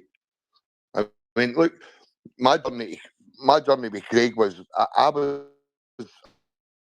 the own ex, and I used to have a couple of my mates just to come through on a Friday night, and we'd sit have a game of poker and we'd stay all night. We just and I was getting fucking fed up with Hamza Youssef, absolutely raging about him. Everything that came out that guy's mouth was absolutely it was enraging me further and further. And one of my mates, who's a die-hard Rangers man, had said to me, "You heard that guy called Craig Houston?" I was like, "No." And we put a couple of his 10-minute moans on the telly, the YouTube, and there was obviously at that point Craig was ripping Hamza apart, which was quite hilarious, to be fair, right? So I joined X, and I actually, and I've never hidden it. I actually only came onto this platform to find Craig, and then I came across him in a space, and I went through to Ed and met him, and he's been the same guy when I met him two and a half years ago to what he is now. He's never changed as much as they keep saying I've changed, you know what I mean? Which is fucking the day my nothing with that one. But is it? So when I say you've changed, it does your nothing. Why do you tell that, Kev? What's that? Why are you going up to that? Because you know it's not going to stop. It's not going to stop anyway, because you've got every other fucking walloper on the board with it as well. I mean, you got fucking Brandon's running about getting T-shirts with QR codes on the back of them.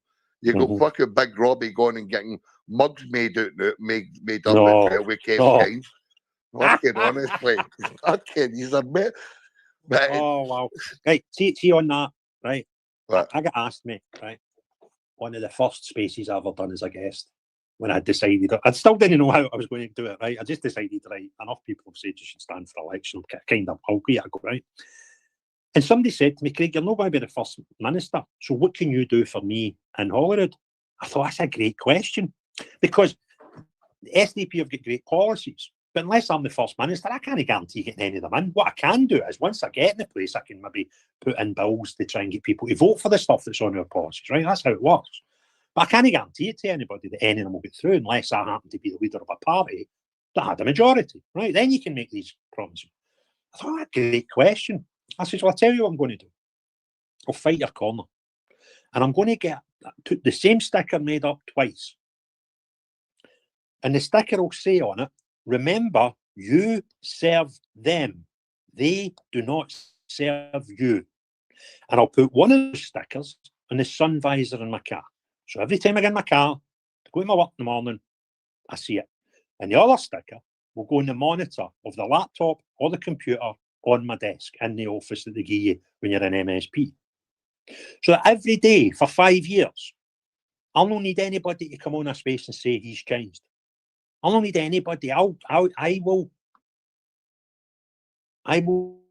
review my own performance much harder. Everybody else should do it, by the way, because you should review every MSP and MP's performance, right? But I will be harsher on me than anybody else. And every day I'll have that sticker and I'll see it at least once, either on my computer or on my car. Remember, you serve them. They don't serve you. Because that's what you're there for. And you're there just to vote, just to act for the people that voted you and to get the seat. You're actually there to serve everybody in that area. But even more important than that, you're actually there to serve the bigger picture in Holyrood, and that is everybody in Scotland. So you must go in there every day. And by the way, going in every day would be a bloody good thing, because I don't know if anybody noticed, but certain people like Hamza Yusuf and Nicola Sturgeon, you're not there just to please you, your party, or your wee group of Happy Clapton College pals. You're there to serve every single person in Scotland, and they need to be reminded of that every single day they're in that building. And the other promise I made that same person was, I've convinced myself underneath the table in Holyrood, because I've got fancy desks, you've got a button which is a point of order button.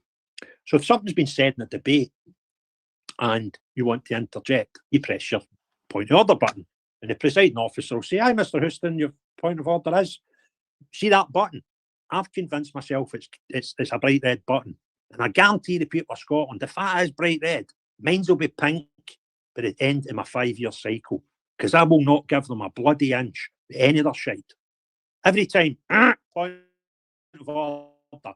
Why are you talking about the disabled toilets in here being made available to trans people? There's about 3 trans people working there already told us they're geezers, right? So they go to the gents. That's it. Why have we pulled an emergency debate in this chamber that's here to make Scotland better, and you want to spend an hour talking about 3 people in the building that are men? No, we're not talking about it anymore, right? And then it'll be the next day. Point of order, Mr. Houston. Yes, presiding officer. That man over there, he stood up for half an hour to tell us that we must give more money to Gaza. Right, okay. Devolved powers, we don't have any devolved powers of any foreign business. So why are we talking about it? There's actually, out in my street, we've got full of potholes, right? We can deal with that. So can we talk about that? Point of order, smash the thing. Mine will be pink after 5 years. Just give me the power to get there.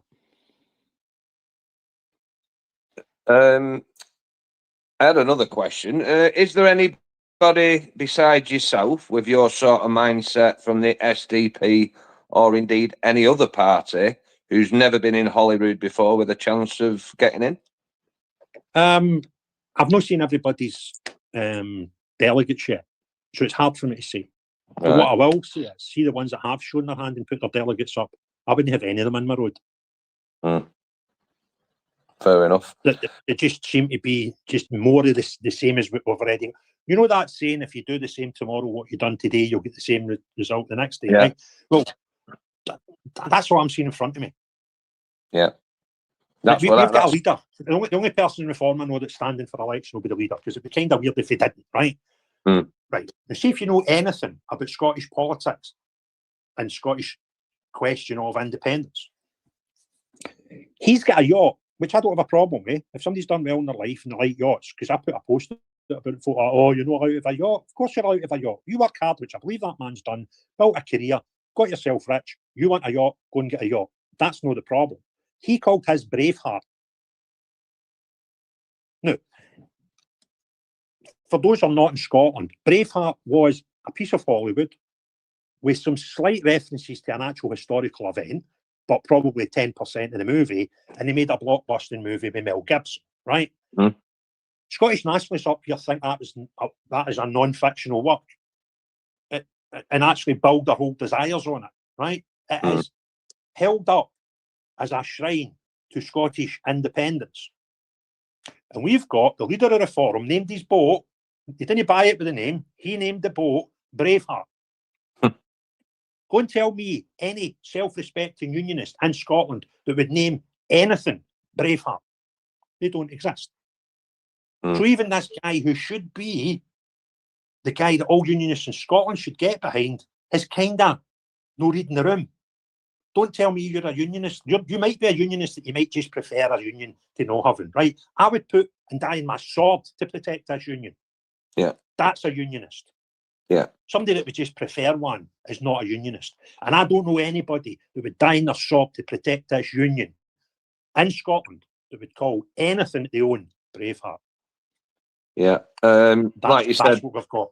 do the same yesterday, you get the same results tomorrow. And look what Reform in England are filling their party with. People who they voted out 40 months ago. See, if Reform was 70% what Reform should be, mate, I'd be up as a candidate for them, or at least I've asked. They might not have accepted me, right? But that's where my journey should have went. But Reform are so not what they should be. It's unbelievable.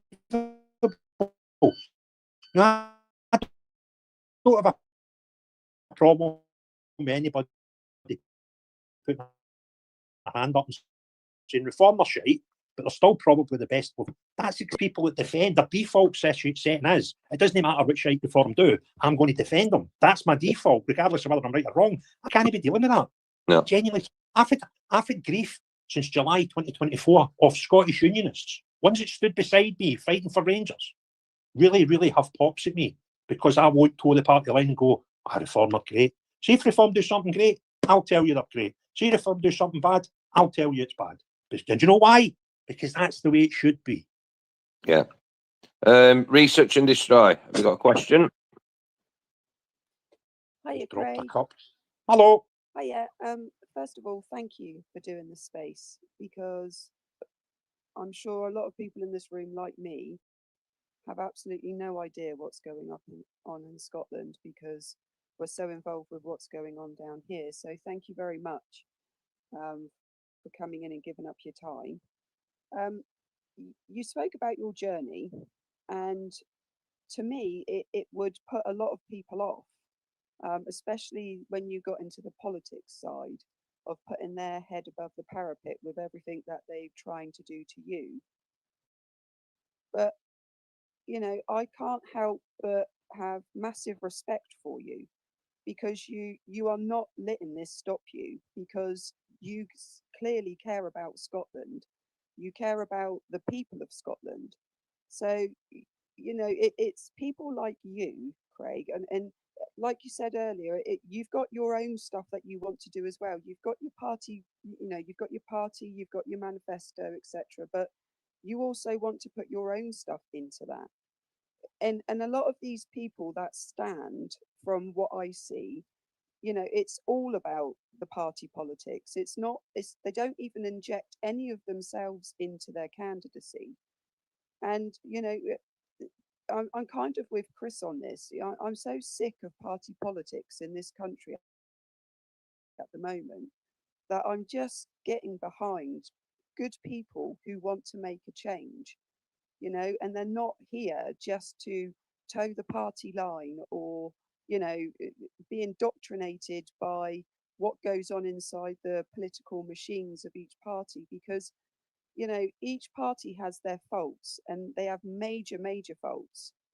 And if you can't shine as a candidate on your own merits to deliver for your constituencies, then you really shouldn't stand as a candidate at all, because all you are is just, you know, a puppet for your party. If you can't have your own free will, your own freedom of speech, and your own thoughts within that party, then you shouldn't be in a party. You should absolutely stand as an independent.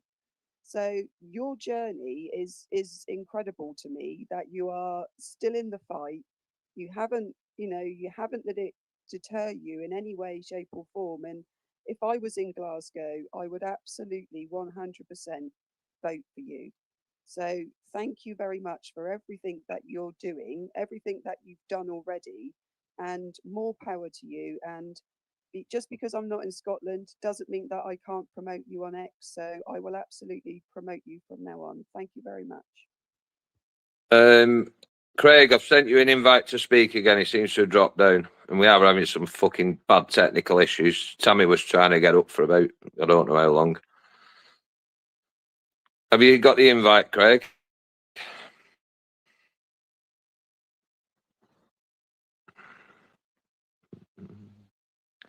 Yeah, well, we're waiting. Tammy's spot on. We just need to start backing the right people. Fuck the rosettes. I'm sick to death, and it's not some of the people who are standing. It's the party structures, the machine that's just so tiresome. And Yeah, you're back, mate. To be fair, I managed to. I heard everything that lady said there, and I can't thank her enough for her nice, kind words. So I do appreciate that. Thank you very much. Analytica. Hi, good evening, everybody. Thank you, Craig. It's been absolutely lovely listening to your accent. It really has. And do you know what? I've been able to follow it, which has amazed me. I think I struggle a little bit more with Truth's accent than yours, but anyway. Yeah, It's but down Truth to had 2 bottles education. of book fast, that's why. Down to education and class.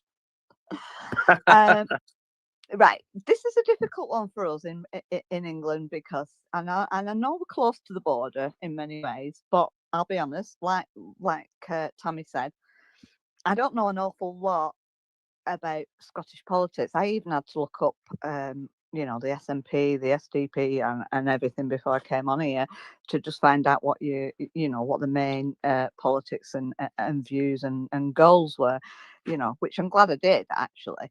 I also don't know anybody in Glasgow. I'm sorry to say, I've been to Glasgow a few times. I've demoed in Glasgow. I've been to Scotland. I love Scotland. West Coast, I love Edinburgh. Well, I did. I'm sorry to say that. Things have gone a bit downhill, but that's no different than England. Going back to the idea that we vote for the person is becoming, to me, actually very, very appealing. Yes, that's the word. Thank you. Thank you, Patriot. Very appealing because do you know what? It's like you said, the part what we've seen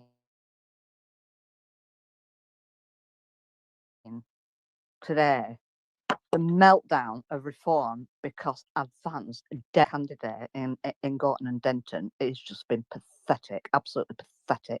And I've been absolutely on one today. I don't even know why, because they don't take anybody notice anyway. But I wish you the very, very best because you are a good candidate. You've got your morals, you've got your principles, you know where you're going, you know what you want to do, and you want to save Scotland and you want to be a part of the United Kingdom. And I respect that. Well done and good for you. Thank you. Can I just say one thing on this unionist thing, right? We put through a terrible time in 2014 when we had the option put in front of us to have an independent Scotland or not. That was the question. It was a straight yes or no. Do you want an independent Scotland? And it didn't. I mean, I didn't spend any time considering my decision was made as soon as the thing was called. But what did hit me is we were not fighting just for Scotland. The Unionists in Scotland were actually fighting for the whole of the United Kingdom because imagine if that vote had went the other way.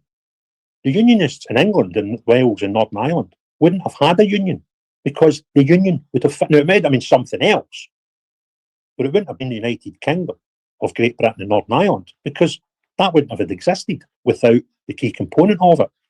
So I really took it to heart, and I was busy doing the Rangers stuff at the time. I didn't spend much time on the bandwagon for the referendum situation, but that's how I took it. And I kind of think we don't deserve plaudits for it, but people in the rest of the United Kingdom who term themselves as unionists need to understand that if it wasn't for the Scottish unionists, there would be no union to be a unionist of. And do you know who got us that victory? It wasn't the unionists in Scotland, because let me tell you something, there is not 55% of our country as unionists. We've got people like me who are dyed-in-the-wool unionists, and we've got people like my cousin who's a dyed-in-the-wool Scottish nationalist. There's a big chunk in the middle that nobody bothers about. And that's actually disrespectful to them, because it was them who were not convinced enough to vote for Scottish independence that voted for the status quo. But nobody cares about this big chunk of people in Scotland. Nobody talks about them. You're either a unionist or you're a nationalist. And we've governed like that every day since 2014. And the normal people, and I'm not normal, see, the normal people whose life is not driven by the constitutional question of Scotland, they've been ignored for a decade. And they need somebody up there And nobody's going to go up there and say, I'm no bothered whether we're in the union or not, right? Because politicians tend to be one thing or the other. But nobody said, you know what, I want to look after you. They've seen this country devastated. For the last 10 years, all we've argued about is whether Scotland should be independent or remain in the union. And I believe there's a big chunk in the middle that don't give a damn either way. On any particular day, could probably vote either way. And they've suffered like everybody else, but nobody's even bothered about them. But the Scottish Unionists didn't save Scotland from being independent. They saved the Union. And people need to understand that. There's no other Unionists in the United Kingdom since 1707 have had to practically fight to keep this Union intact. Yeah, I'm having a bit. I've got Sorry, requests and I'm not seeing them. Celtic Queen wants to get up. I have seen your message in the blue pill, but purple pill. We're having difficulties. Sorry, Patrick. Go on, Anna, let's go. I just wanted to ask you a question. I don't know whether I apologise now for my ignorance, but can Advance and Reform put in candidates in like Glasgow and the various different areas of Scotland? They can, yeah. Yeah, right, okay. That's interesting, you know, because today Advance have been slated for putting Nick Buckley up as a candidate. I know Nick, right? And I'll tell you something. That is a great pointer of how much high regard Nick is held in. If people genuinely believe he could be a risk to Reform votes, exactly. That says loads about Nick as a candidate. If they're actually that scared, don't want him to stand. Absolutely, they've melted down, and the only reason they've melted down is because he is the only candidate that can actually challenge Matt Goodwin, and he's got so much more going for him than Matt Goodwin.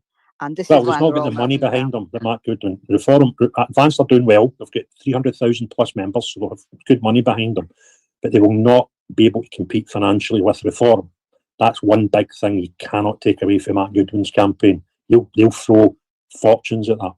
Fair enough, yeah, I get that, yeah. Which so much so, Craig. Raises a lot of questions. But we had a space recently, I don't know whether you was in it or not, where I wasn't actually, but I've got the basic idea of it, that Advance are having a lot of problems.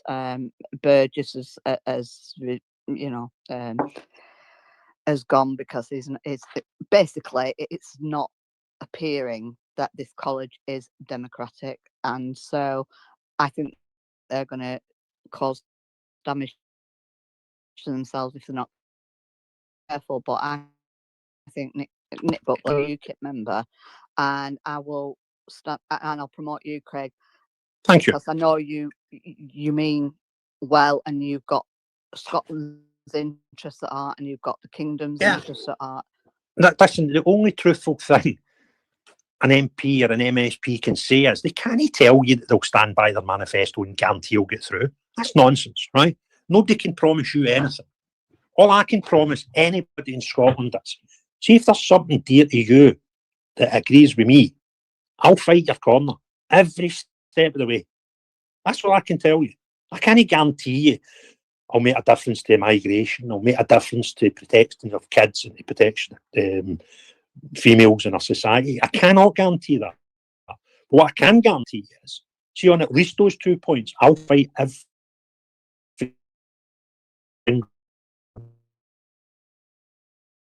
breath. Trying to fighting for the safety of children who get abused by adults, right? And it doesn't matter whether they're getting abused as grooming gangs or foreigners. It doesn't matter. Skin colour, ethnicity is no coming into it, Alex. He's out there every day fighting, right?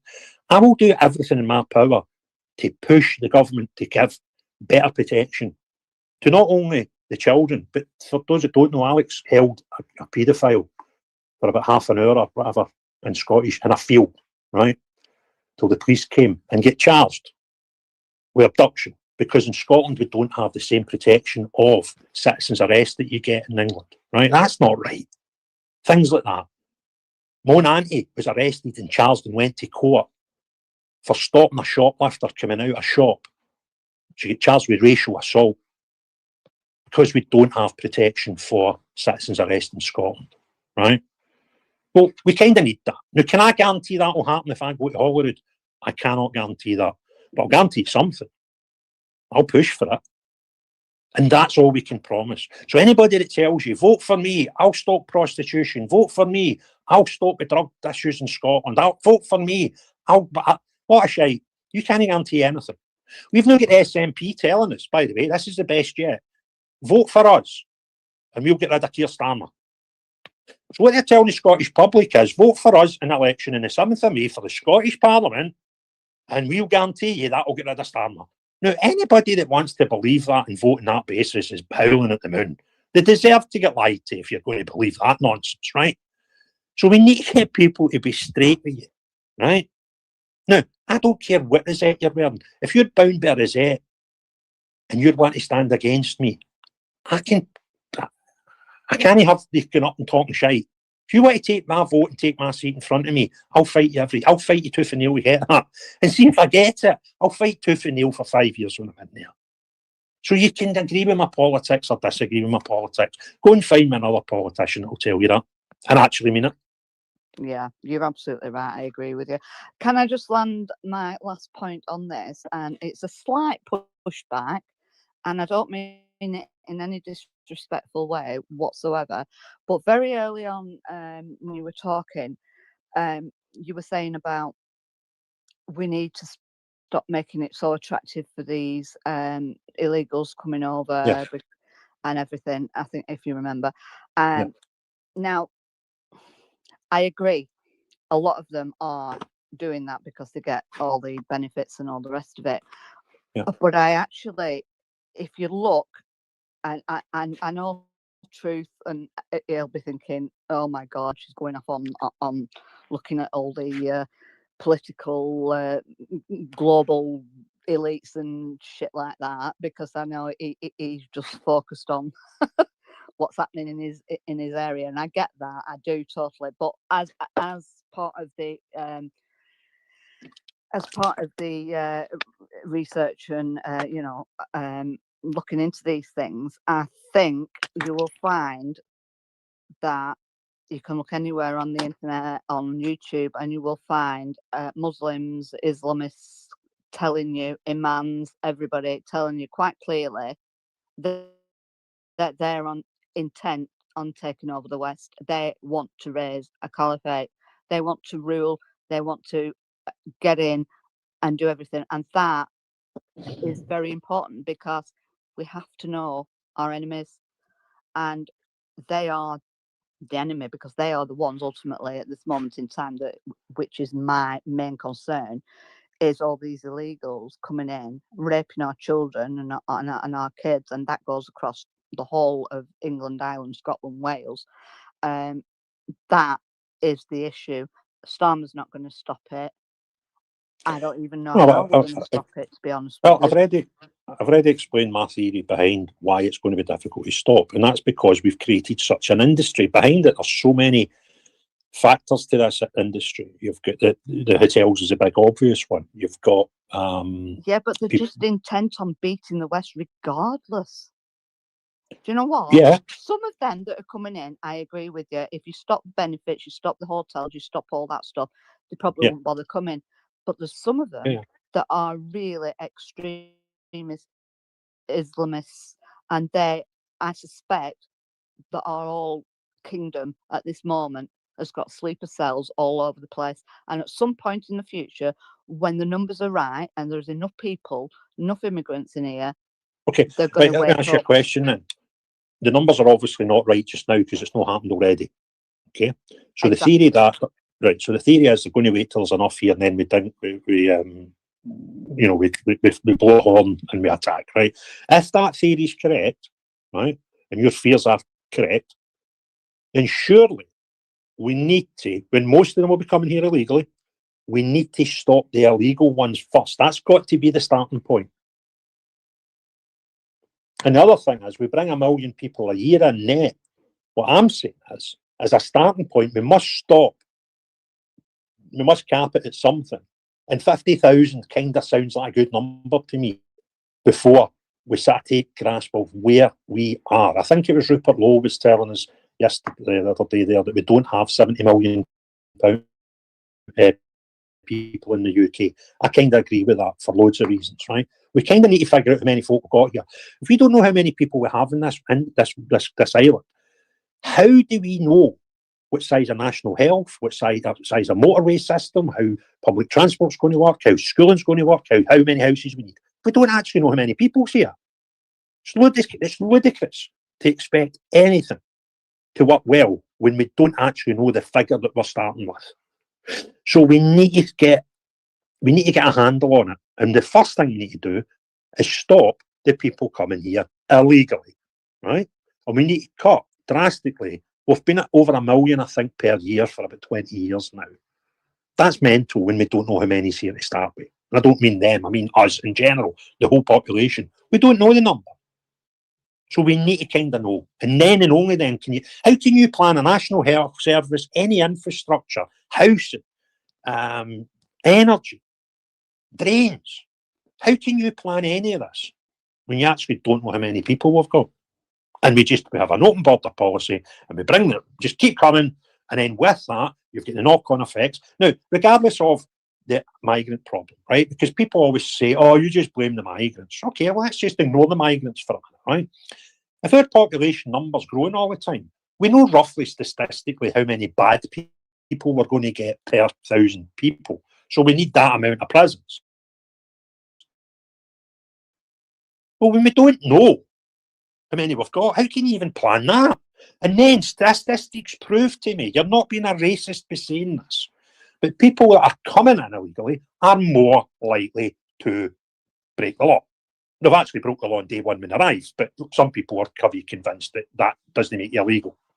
Some warped imagination means breaking the law by entering illegally doesn't break the law. I don't know how you can couple that, but they do, right? So let's just stop it. Let's stop the boat. Hypothetically, I'm saying it's double-edged sword, that one. Stop the boats, stop the trains, stop the world spinning, just for a wee while, till we actually figure out where we are. And then and only then. And I keep saying it, we should never be ashamed or shy of admitting. And how this became a bad thing in some people's eyes, I'll never. Any country in this day and age is shy of saying we will put our people first. That's frowned upon all across the world. And I kind of can't grasp how that became a thing. That should be, by default, a nation's first concern. So, going by that, I assume, and this is my last point, you are up for mass deportations. If anybody's here illegally, they shouldn't be here. That's not even open for debate. Okay. So that's where we've got to start is we've got to start by stopping the flow, right? Then we've got to look at what we've got here. Then we've got to sort that out. And if anybody's here illegally, cheery bye now, right? That's simple. Cheery bye now. And then we go, right, have we got enough houses for the people that are here? Have we got our health service in order? Have we got our national debt in order? Do you know another thing I would do if I was a Prime Minister? I would ban international aid on two conditions. One, if it's not a natural disaster, right? See if it's a natural disaster anywhere in the world, I think it's nice to do your stuff, right? But if we've got a national debt, we are banned from giving international aid. We give countries who have got nuclear programs money to educate their own people. What? Make that make sense. You've got that much money as a nation, you can build a nuclear program, but my country have got to subsidise you to educate your own people, maybe put your own people before your bloody bombs. That'd be quite a nice thing, right? But I sure as hell ain't happy unless it's a natural disaster, right? While we've got a national debt.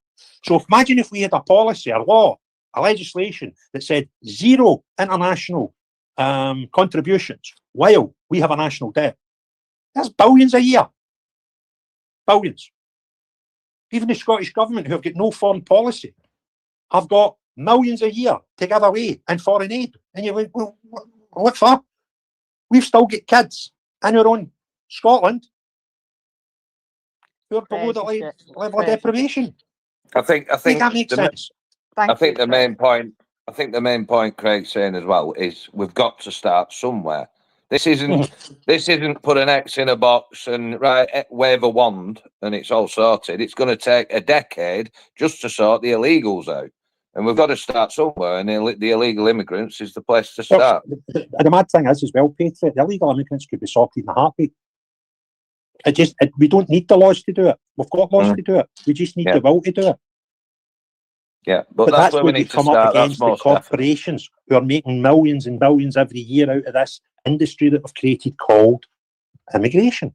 Yeah. And I'm not going to sit and tell you they are, but I'm never going to accept that they are not funding people, organisations, NGOs, governments, political parties and political individuals off the profits in this industry we've created called immigration, illegal immigration. Yeah. We've got to stop the bleeding first, and then. Celtic Queen, I've finally missed technical here. I've managed to send you a request if you can see it. It took me forever, but I've managed it. Truth. I'll just be quick because although people are up. Listen, see the people that don't live in Scotland. Don't beat yourself up about knowing anything about Scotland politics. Because see, at the end of the day, you don't have an influence on it. But the other thing is, Kev, it's even simpler than that. We've got less people than the whole of London put together in Scotland. We've got about 5.5 million, right? There's vast areas of England where you add up the population in a region that'll be 5.5 million that I know nothing about. Aye, and that's just normal. I mean, at the end of the day, you guys have only got one election, which comes every 5 years. We've got two because we have to do the general election and our own elections. So the only thing I've been harping on about in the last few weeks is just to give people in Scotland, the big voices in Scotland, the platform, and give them your support, because then that way we can start. We obviously know a lot of the big accounts down south because we see it all, and I'm just wanting hopefully the same for the people up here, because then that way you'll learn more about what's happening up here just as much as we know what's happening down south, and that's the only way we learn is just by giving these accounts, the support that you can, and then that's the way it is. And that starting point tonight was getting Craig in here, Alex is in here, which is obviously Liam Tuffs gave me a podcast as well, and that's what's needed. It's needed more of this because there's a lot of big voices in Scotland and a lot of people that do a lot of good work, and that's the important thing. It's just to give these people the platform and the support you can. And you being in Bainbridge today has made a massive input to Scotland, I think, because you were received very well down south today. Was it today or yesterday? I was at Braintree yesterday, aye. Yeah, you were received very well, and I think, that is respect 100. Patrick, can I just ask something before you bring up the next hand? Yeah. Can you just clarify if it's Celtic or Celtic? Because it might make a difference how I respond. Well, we'll find out when she gets up. Yeah, I forgot what I was going to say. That. Yeah, Truth's doing great. Well, listen, we've all got our part to play. We've all got our roles to play. If it's on the streets, waving a flag, if it's sending emails to your MP, if it's standing like Craig is, if it's campaigning against child abuse, if it's campaigning against drag queen story time, just get out there and get active. And that's the only way we're going to do it is if we all pull together. It's as simple as that. Simple as that. Just get active. And Truth's doing it. Like I say, Truth wasn't doing it 40 months ago. Now he's doing it, and he's all over the fucking place. So it's doable. If you want to do it badly enough, you'll do it. Research and destroy. Yeah, I have a question on behalf of Wednesday Adams, which you'll be very pleased to know she can't actually get up here at the moment. So why is that? She's having trouble getting up as well. All right, I'll try and work on that. So one of her questions is, she first got to know you through John Watt, Bring the Noise, and she has a lot of respect for John Watt. Will he be standing as a candidate with you? No idea. He'll not be standing with me. He'll not be standing for SDP. I can tell you that. But will he be standing? I don't know. I've not spoke to him for about 7 months. Right. Okay. Well, that was her question that I had. So hopefully she'll get up and. Wednesday, I've just sent you a speaker request. They don't seem to be coming through for some reason. So if they if you want to get up, co-host, and I'll see if pardon? I can see them. Do you want to make me Co-host co-host? ain't I'll see if working, I can mate. see them. All right. Okay. I'm having a right nightmare. It does happen. AC Spartan. Evening, guys. Evening. How are you, Craig? By average, mate, yourself. Yeah, I'm fine. Good. The woman was saying about sleeper cells in the UK. Just something that was. I had a conversation recently with somebody, and you'd asked how many people would it take, and is that the reason that they're waiting to bring more people here, even though there's hundreds of thousands, if not in the millions. It would only take half a dozen people to cause absolutely half a dozen well-educated people would cause utter mayhem. You can bring London to a standstill with 6 people if you know what you're doing. It'd take you a day. So that's something to bear in mind. They don't need anybody else. There's some. So somebody else that's not in this chat just now. I think it's coming to the time where I think very soon he'll probably speak out loud. He's very, very well known. He's got a massive platform. He may or may not be running for office. I don't want to say his name, but he is probably going to speak out soon in regards to the actual scale of the threat in regards to the UK just now, which used to be called the Bikini State on military camps, and actually how many terror cells are operating and what they're planning and stuff. There's absolutely things going on. I'm pretty sure it will come out in the wash very soon. It'll be worth everybody being aware of. We spoke about this a while ago. Kev might know it was months ago. I did a bit of a chat one night and told people to prepare. There's an absolute major threat to civilians, and it's about time that it was public domain information. So hopefully he speaks out soon. And that's kind of, I don't know even if that sounds cryptic, Craig, or silly. I know you'll tell me. I don't know who it is you're talking about, but I've got a wee guess, no doubt. I imagine you would confide in me. But I was sent information not that long ago with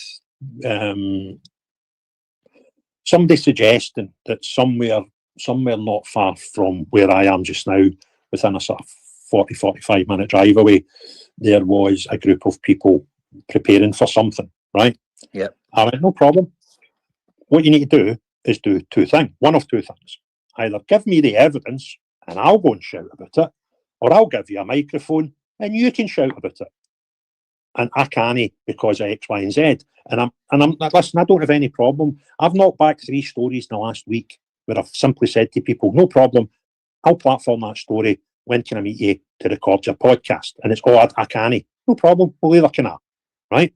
Yep. If you want to give me definite proof of it, I can speak for the proof and put this proof out.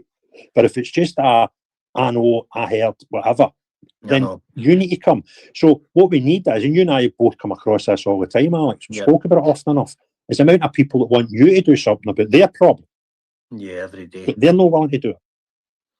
Do you know what I mean? And we kind of need more people putting their head above the parapet. Either be brave enough to take me up the offer of, there's a mic, I've got a camera, tell me your story, or go and give me undeniable proof of your problems and I'll tell the world.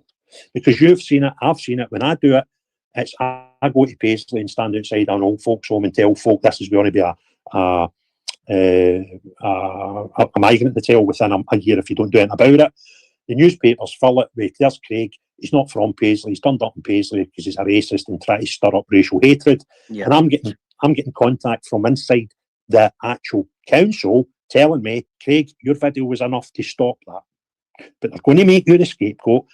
They're going to tell you that you were wrong. They're going to say that you're a mad racist, but you're going to stop it. And I don't have a problem doing that. But we need people to take me up on the offer of either give me the information or you come on and tell you the story.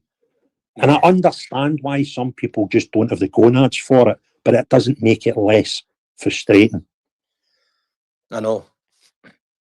And that's the point, isn't it, Craig? If you're an MP in Parliament, you can lie, deceive on a daily basis, and there's no comeback. But if you even put a half truth out there or some misinformation, they're going to jump on you like a ton of bricks. They even put the truth out there, they'll come in a ton of bricks. Yeah. Well, people that I'll are still, show you the ones to prove it. people that are still seriously connected in the military world that are very well known in this platform. There's information out there. There's information being received. Very sensitive information that's got to become public domain information very, very soon. It's got to. Good. And there can't be any comebacks, you know, because you're talking about protecting civilians here. Nobody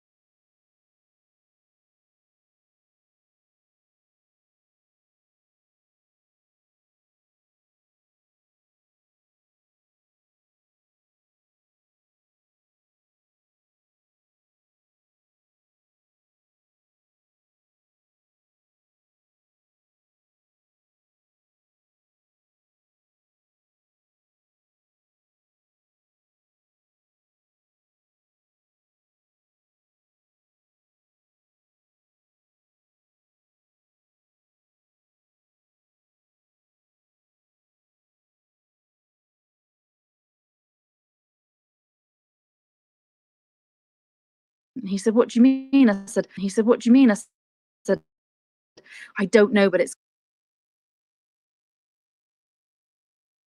is about how to garden.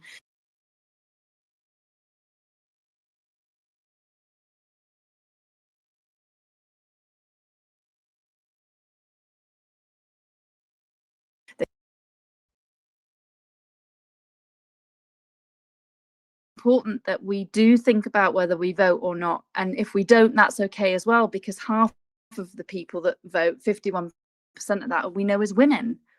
Women tend to tip that vote, so you know they will play on maternity services, which is what they've done. So they're all now talking about maternity. Well, they weren't bloody a year ago when I was banging on about it. I'm not saying that is me, but you know, because I've shone a light on it in such a wide, broad area of the NMC as well, and the Lucy Letby thing, I'm realizing that you can't look to these people for anything. They're just pawns in the game. You are the mirror of yourself and your life.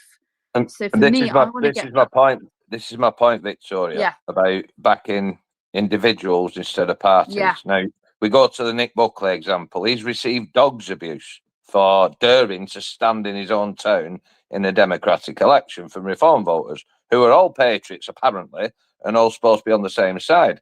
So when I'm looking to vote for somebody, I want receipts. I want to see what you've done. I want to be able to trust you. And on the one hand, you've got Nick Buckley, who, like I said, he's spent his own money setting up a homeless charity, worked with them for 10 years in Manchester. He has been a big voice, a prominent voice, fighting for justice for the grooming gang. So from the Reform, they'll put posts up about, oh, grooming gangs, we need to hang them all, we need to sort it out, we need to hold them accountable. And yet you're back in a guy from Reform, Matt Goodwin, where was he in Oldham 5 years ago on a Monday night in January? Is that for someone like me who's never really been into politics, I've never followed anybody, I'm not into celebrities, I never have been.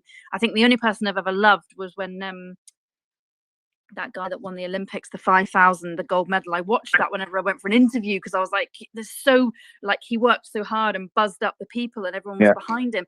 But for me, it's more of, even if Nick Buckley, who, you know, I've spoken to myself, I don't know him. I feel like, how can you vote for someone? You know, I'd rather walk in the street and see you. And I know people don't talk about Jeremy Corbyn and whatever they feel about him, but I've got a lot of people that know Jeremy Corbyn and they say he's the kindest man, but not even I can vote for him because these people are just on a pedestal and we just don't know them.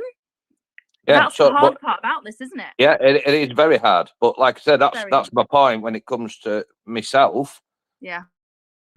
Craig is one of us. Nick is one of us. Nick Tenconi is one of us. They were, you know, Nick Tenconi, for example. He was doing demos with me years before he became a politician. So I've got some sort of receipts there and some semblance of trust that I think he's in it for the right reasons. So well, that's interesting about Nick, because he messaged me and I went to reply to him and I asked someone else who's quite well known, I'm not going to mention them, and I said, look, do you know anything about Nick?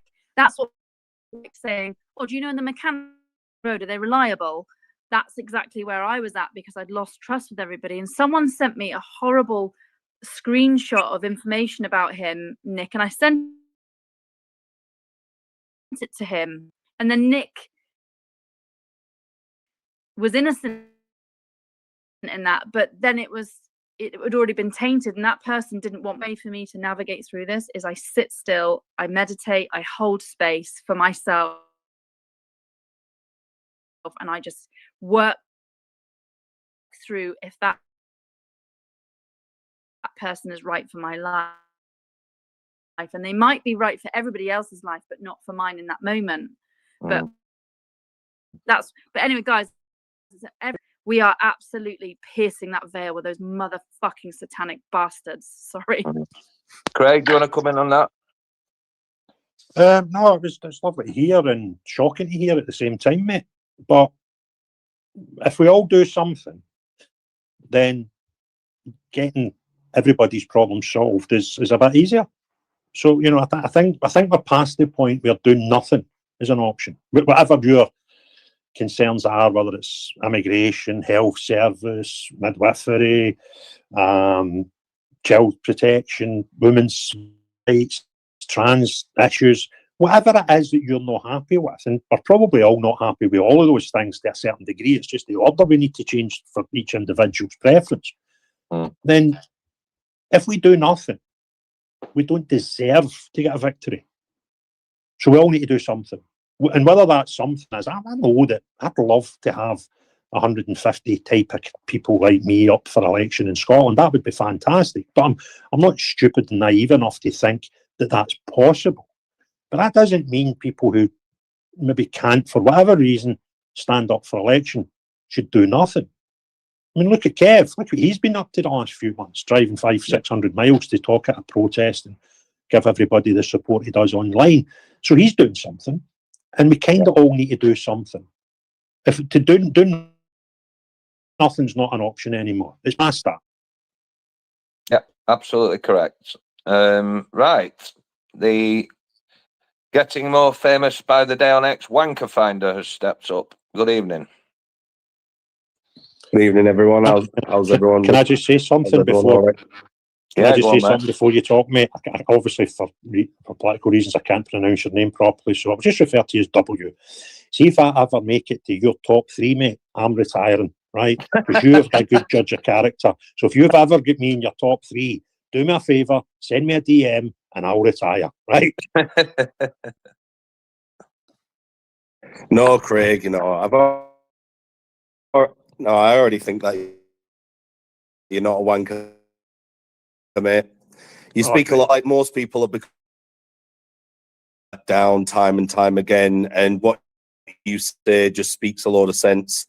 The only thing that I'm skeptical of is not of the things that you are saying. It's just that more people need to hear more voices like you. I think the problem with Britain is that we're so stuck on slogans, celebrities, taglines, the superficialness of politics. We still live in a society where people are so obsessed with Strictly Come Dancing and I'm a celebrity, get me out of here, and Love Island. We should be obsessing about the safety of our women and children. That's what should be our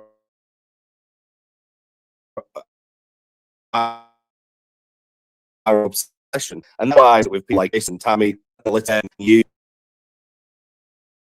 putting the face out there and we're inching our way to progress. At least people are getting off their ass and doing the right thing, and it's getting that momentum. But once again, it needs to be faster. And I agree with you when it comes to, we have to set our expectations. Only incremental changes will be able to help the country. But once again, places like Spain, now they've just allowed 500,000 illegal get that citizenship. They were allowed to, move around Europe freely. I just feel like that's going to eventually happen into the UK. And, if that happens, that could be essentially the death knell. Because obviously, these bastards in power, where they want votes.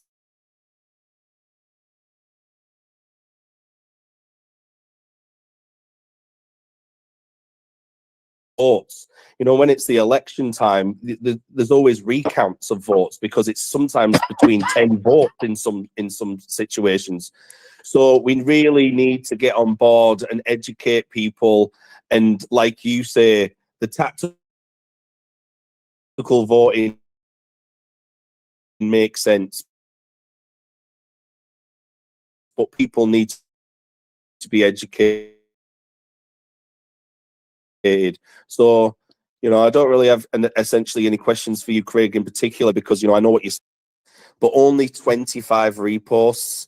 Now, You know, being wanker finder. I don't want to call out people and, you know, call people out for being wankers, but don't be a wanker now. If you've liked what what Craig has had to say on this space, get down to the purple pill, repost the space.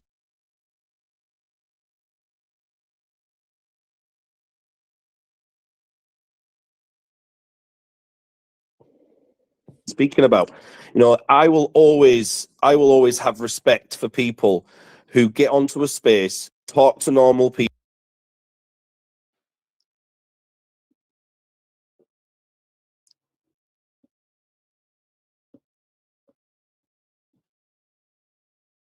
Black and white, but you know, I'm an individual. I have my own thoughts, and most of the things I believe in are actually quite nuanced. Really, you know, I have a lot of deep thoughts and deep discussions on where I believe the country needs to go, and that's what's great about these spaces. But we can only get the word out there is if people that now after this space take on board what you have said and then go and speak to their neighbour, speak to their friends, speak to their family members, and get the word out there and back people like Chris, like Craig, like Kev, all the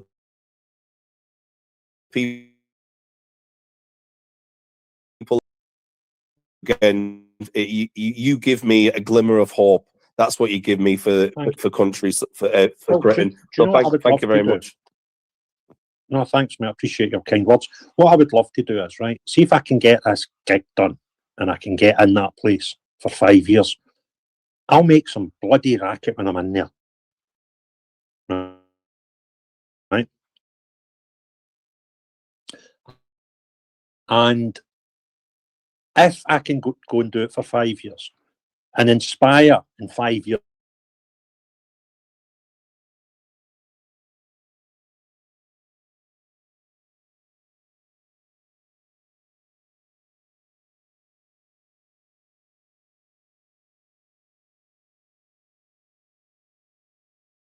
to bring peace in the Middle East. You're not there to solve the climate change problem or hoax, regardless of how you see it. That's not your job. You're there to represent the people of Scotland and make Scotland a better place than it was when you started. Right, that's the deal. And if I can encourage, and I'll get some headlines when I'm in there, because I'll call them all out, right? And if that encourages some people to do that the next time round, 5 years from now, and I'll be 57, I've not got many terms, I don't want to be there for 2, 3, 4 terms, right? Then that's a job done as well. And change the system. Because the system, it doesn't matter the rosettes just now. They're all shite. Mark my words.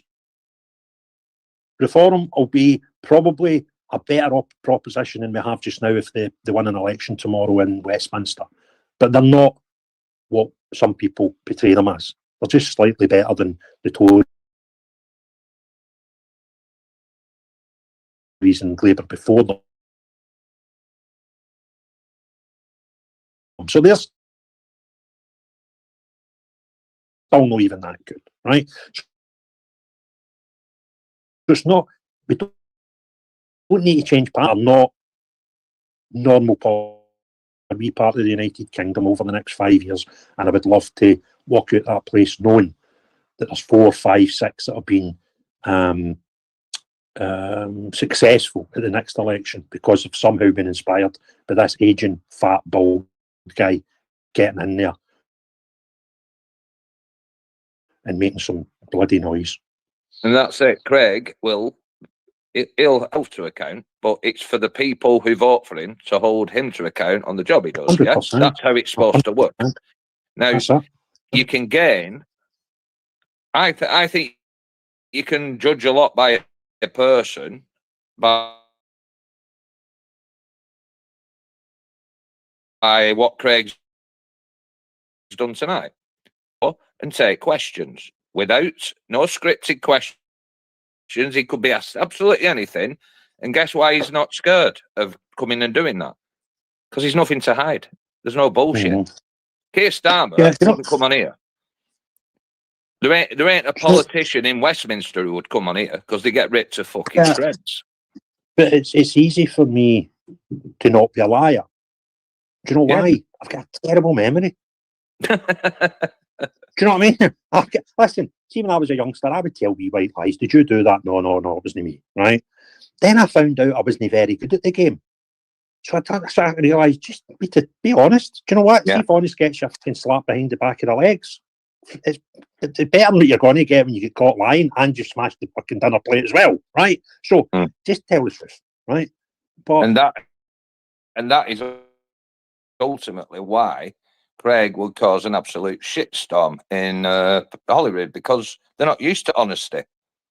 They've not got an honest bone in the body. He's going to be like a fucking grenade, and that's the fact. Yeah, and I've already seen a police cell for the first time in my life because of it. Yeah, it's corruption, and like I said, I'm promoting Nick Buckley. I don't promote Advance, and I think their setup's just as bad as Reforms at the hierarchy. But I promote the man. Fuck the rosette. Get the man in. Get Craig in. Get Nick in. Get people who actually care, who've had your life experiences, and who have had enough of these fucking rich millionaires telling you what's best for you, and then doing the opposite of what you want them to do. Can I make a suggestion for W? Because I can't say his name out loud. If he's looking for a Finder, yes. Yeah, if he's looking for one next week, tell him just DM me. I've got this Scottish activist who's now charging £5 for selfies, and he's changed, right? So we need to out him. Yeah, well, research and destroy. I do the wanker of the week every Wednesday, so put the suggestion in, and it'll be the first on there for the Friday poll, lad. Yeah. It has changed, though. You'll know what I'm talking about. Right, research and destroy. Yeah, I just wanted to come up while Victoria's still on. I can't see her as a speaker. I can only see her as a listener, but she's still there. We need to get this lady on a space. We did a post. It didn't gain much traction on the maternity national investment into these hospitals. I put it in the comment section below. It's actually got threads with it, because a lot of people don't know what is going on in the maternity sector.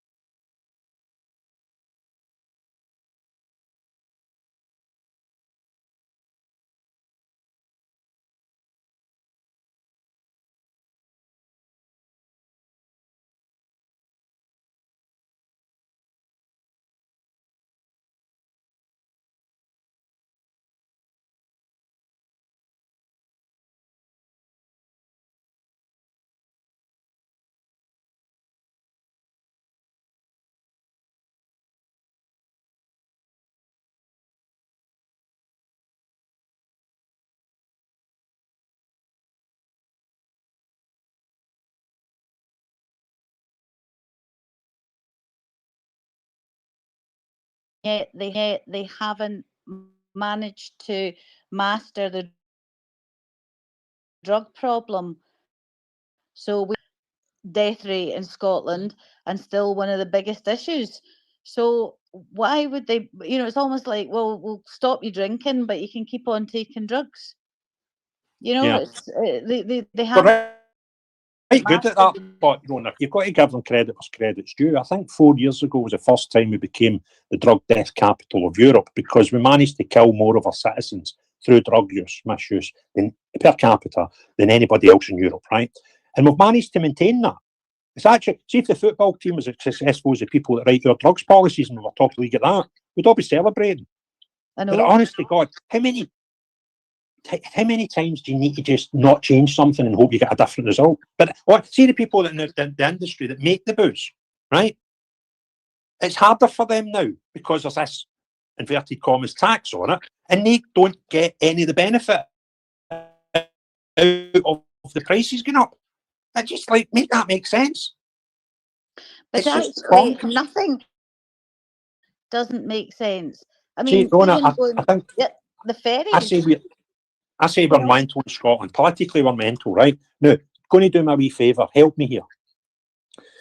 Let's look at this now as mental just now, right? We've hopefully given people who would normally look at Scottish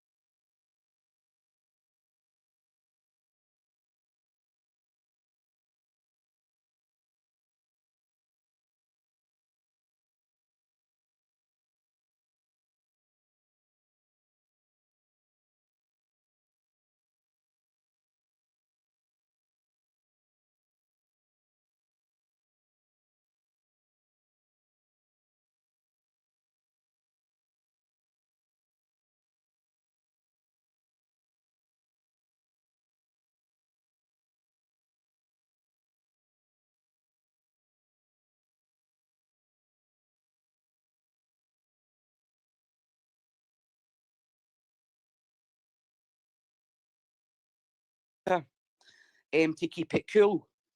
Now, these AI data centres in any way form, because one proposed UK AI data centre is estimated to emit 857,254 tonnes of CO2 a year. The new Google data centre in Essex is expected to emit 570,000 tonnes a year.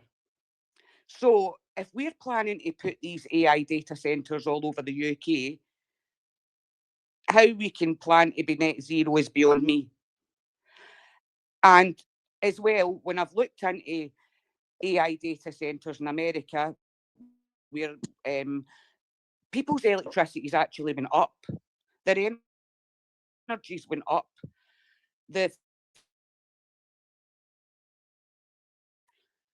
and it's caused major problems. So I would like to kind of know how you feel about this and what you think we could do about it. Well, are you concerned about the level of CO2 that Scotland? I think net zero Right is now. a lie. CO2 comprises of 0.04% of the Earth's atmosphere. It's a trace gas. I don't believe it thing is climate change. I believe it's electromagnetic in regards to the sun and the Earth's core, etc., the moon, all the rest of it, right? So no, I think it's a lie. So it's actually a topic that you're not worried about. I'm how not much worried CO2 about net is zero. I think it's right. So what your concern is, we're getting lied to about. They're trying to sell this as it's a good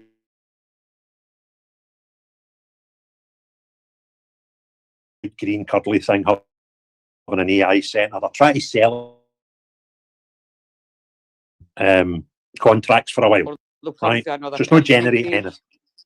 Well, there is that consideration as well. Windmills, let's shut our oil fields that employ thousands of people. Let's have windmills that employ 3 people, right? That's kind of one of the problems I've got with all this nonsense. And what we actually need, Yvonne, is we need industry, right? It used to be, if you lived in Glasgow or any other key cities and you lived near the docks, you worked in shipbuilding or you worked, on the docks in some way. And if you lived outside the countryside, you were probably mining. And then in years to come, you became steelworks, right? That's kind of our industries. And we don't have them anymore. And what industries do we have? You go, oh, whiskey. All right, okay. Well, we've always sold whiskey, right? And it's always employed some people, but it's never been like hundreds of thousands, right? So yes, it's good and it's a nice revenue, but it doesn't people jobs, right? So we kind of need to get back into that. Now, to get back into that, one of the biggest factors of any business, and that's why you don't see many people investing in anywhere in Britain right now, is one of the biggest factors when you look at the cost to produce something is the energy.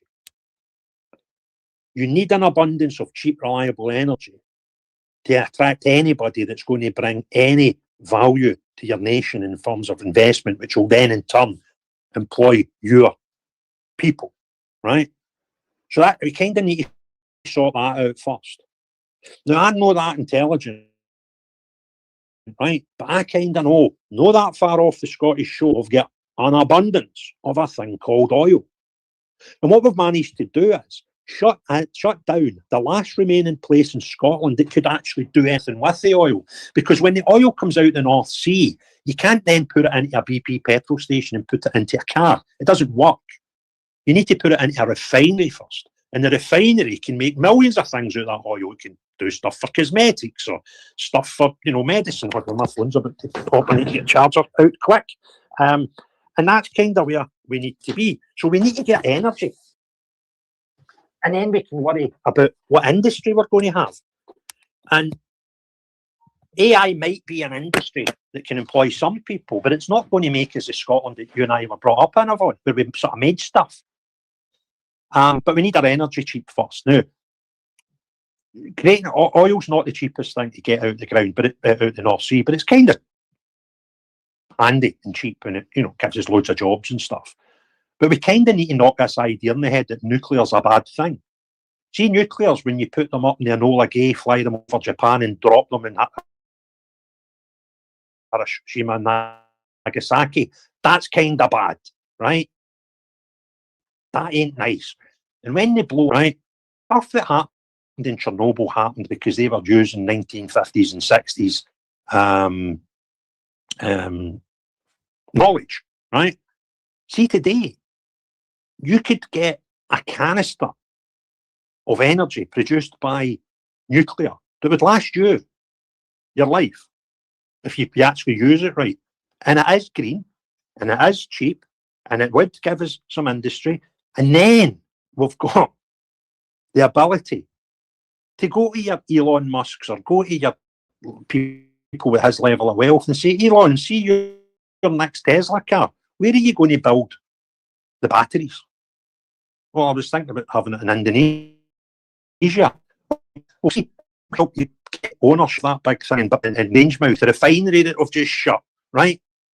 What if we give you that? And by the way, you've got rockets that go into space, haven't you? Aye. Well, that factory, the SNP and Labour forgot to tell you this, but that factory had a hydrocracker in it that could produce some of the highest quality and most efficient aviation in the world right now that airlines all over the world want to buy. And we don't bother selling that to somebody. So imagine saying something. Anything, Craig, if it's good in the right hands and it's shit in the wrong hands. And I don't think Elon Musk threw a the name right up hands. because I've just threw a name up because he's the richest guy in the world, right? Stay away from him, Craig. Please stay away from him. Well, whatever. Let's change the name to Elon Musk to Octar Bubty Umpty. Right? I don't care who it is, right? So we talking common sense and logic. Solve the problems. Let's stop worrying about if somebody's going to be upset if we call a man, right? And say we're not really that bothered. We can't save the planet if China's building bloody coal fucking fire furnaces every week, right? But it's not. So once. But in a wee second, it's not even that for me, right? It's the fact that a lot of this green technology isn't green, and the amount of mining required for the batteries for Elon Musk's electric cars. Listen, I was in motorcade for 20 years, Yvonne. I walked through the Congo. If you look at the Congo, the majority of cobalt in the world is located in the Congo. That's right. That's We're right. destroying the. I'm a big for saving the environment. By the way, I'm all for saving the environment because we need to protect the planet we're on. And the indigenous populations. No, we don't, Yvonne. I'll tell you how. Yvonne, can I stop you right there? Mm-hmm. Right. The Earth has been going for billions of years, right? We have had industrialization for a couple of centuries, right? Now, seeing the whole time of the evolution of the Earth, it's went a lot colder than it is now and a lot warmer, right? And see, every time that's happened. Change. No, let me finish, I'm please. just talking about can I finish, Yvonne? Right, can we have one at Yvonne, can we have one at a time, please? Right. Let Craig finish his point. The Earth has evolved quite nicely itself, right? For billions of years. It's been a lot warmer and a lot colder than we are just now, right? It has, I don't know how it does it, but it adapts to shit, right? Who do we think we are to stand up and say, do you know what? We might be damaging the Earth beyond all recognition. No. What we might do is we might be A, on the Earth at a time where we might become extinct, or B, we might push it over the levels that we can actually exist, right? So it's not about saving the planet. Anybody that tells you that's lying to you. It's about saving us. And I'm not convinced that we could do anything that bad. I'm not saying we just do what we like without worrying. That's just irresponsible, right? If you can do stuff in a cleaner, less friendly environmental way, do it. But see, at the cost of everything else, that's where it becomes fucking stupid, right? But we ain't going to kill the Earth. We might make it unbearable and unlivable for us. We ain't killing the Earth. Me and you won't, right? But industrial production is destroying habitats, ecosystems, or the rest of it, and that's what I think we should be protecting. And I don't believe in big industrial practices. Do you know what I mean? The way it's got to factory farming. Do you know what I mean? The way they pollute rivers and everything else. Do you know what I mean? That's irresponsible. Right. That's what I've got an issue with. I don't have an issue with. Mm-hmm.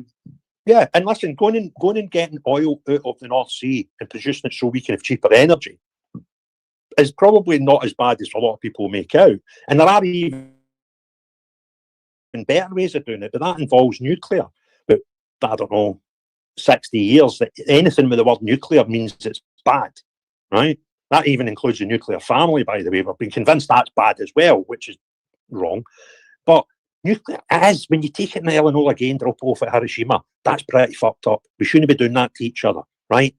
But as an energy source, it is clean, it is cheap, it's reliable, and can be very, very, very, very safe unless you're using prehistoric sources like Chernobyl. Are you And that's, talking about we can, these small modular reactors? Is that the kind of thing you're talking about? aye, Mhm, aye, mhm. right? And do you know what? They're dear. But see, once they're done, and they'll last for fucking my lifetime, right? And you can actually do some clever things for your public and help bring in investment. If you had the cheapest fuel, the cheapest energy, sorry, in the world, you couldn't build enough factories to keep up with the demand. And that's the kind of thinking we need as a small part of this world that's on its fucking ass. Right? Because we've been a long time since we actually done anything for the benefit of the rest of civilization for my whole life almost. Mm. And we're Yeah, still and- with the genetics. We're the same people, right? Our education's let us down because we used to. I remember Victoria's talking about health service and things like that. I remember when I was a kid, my mum's pal came. My mum was an auxiliary nurse when I was a kid, and our old pal that she worked with had came to visit us. And I can't remember, was it the Morleys you called them? They owned one of the pools companies and they used to run the Miss World competition. And they were millionaires. And I think they had a child that was disabled in some way and they needed a full-time nurse for their child. My mum's pal got the job. And I'd never met her. She came and sat in her living room one night and I was gobsmacked with all these stories she was telling my mum about Miss World and these millionaires and being in yachts and stuff, right? And I was like, how did you get that job? Now, the Morleys, what they done was, they stipulated, we need a nurse and we'd rather have one from Scotland because they're better educated. Now, that was only in 1980. You tell me the last time that was, the words were heard. Let us employ some Scottish people because their education's the best. We managed to hawk that. We now have a process in Scotland where they clap their hands and say places for Scots. That is correct. But what you forget to tell the world is, because of that, I cap on the amount of Scots that can go to bloody university because it's not an empty checkbook. And now we rely on bringing Chinese and Africans and whatever into our colleges and universities. And see, in my day, we had a bursary system that meant if you couldn't afford to go, you could still qualify to go. We changed that and gave everybody in effect a bursary. So if you were a millionaire and your son doesn't get one of the short amount of spaces that we've got in our education, you can't apply and pay. That's not allowed because that would be against the SNP ethos of a free education for everybody. It's not a free education for everybody because everybody can't go, even the ones clever enough, because our universities need the money coming in from external countries. So what we're doing is we are uneducating our youth. Celtic Queen's putting up 100% there. I know she's no longer at this system that I'm describing. And her university, or I'm sure she went to university from talking to her before, her university would have been full of people who are not Scottish. Whereas in my generation, the majority of the people in our universities were Scottish.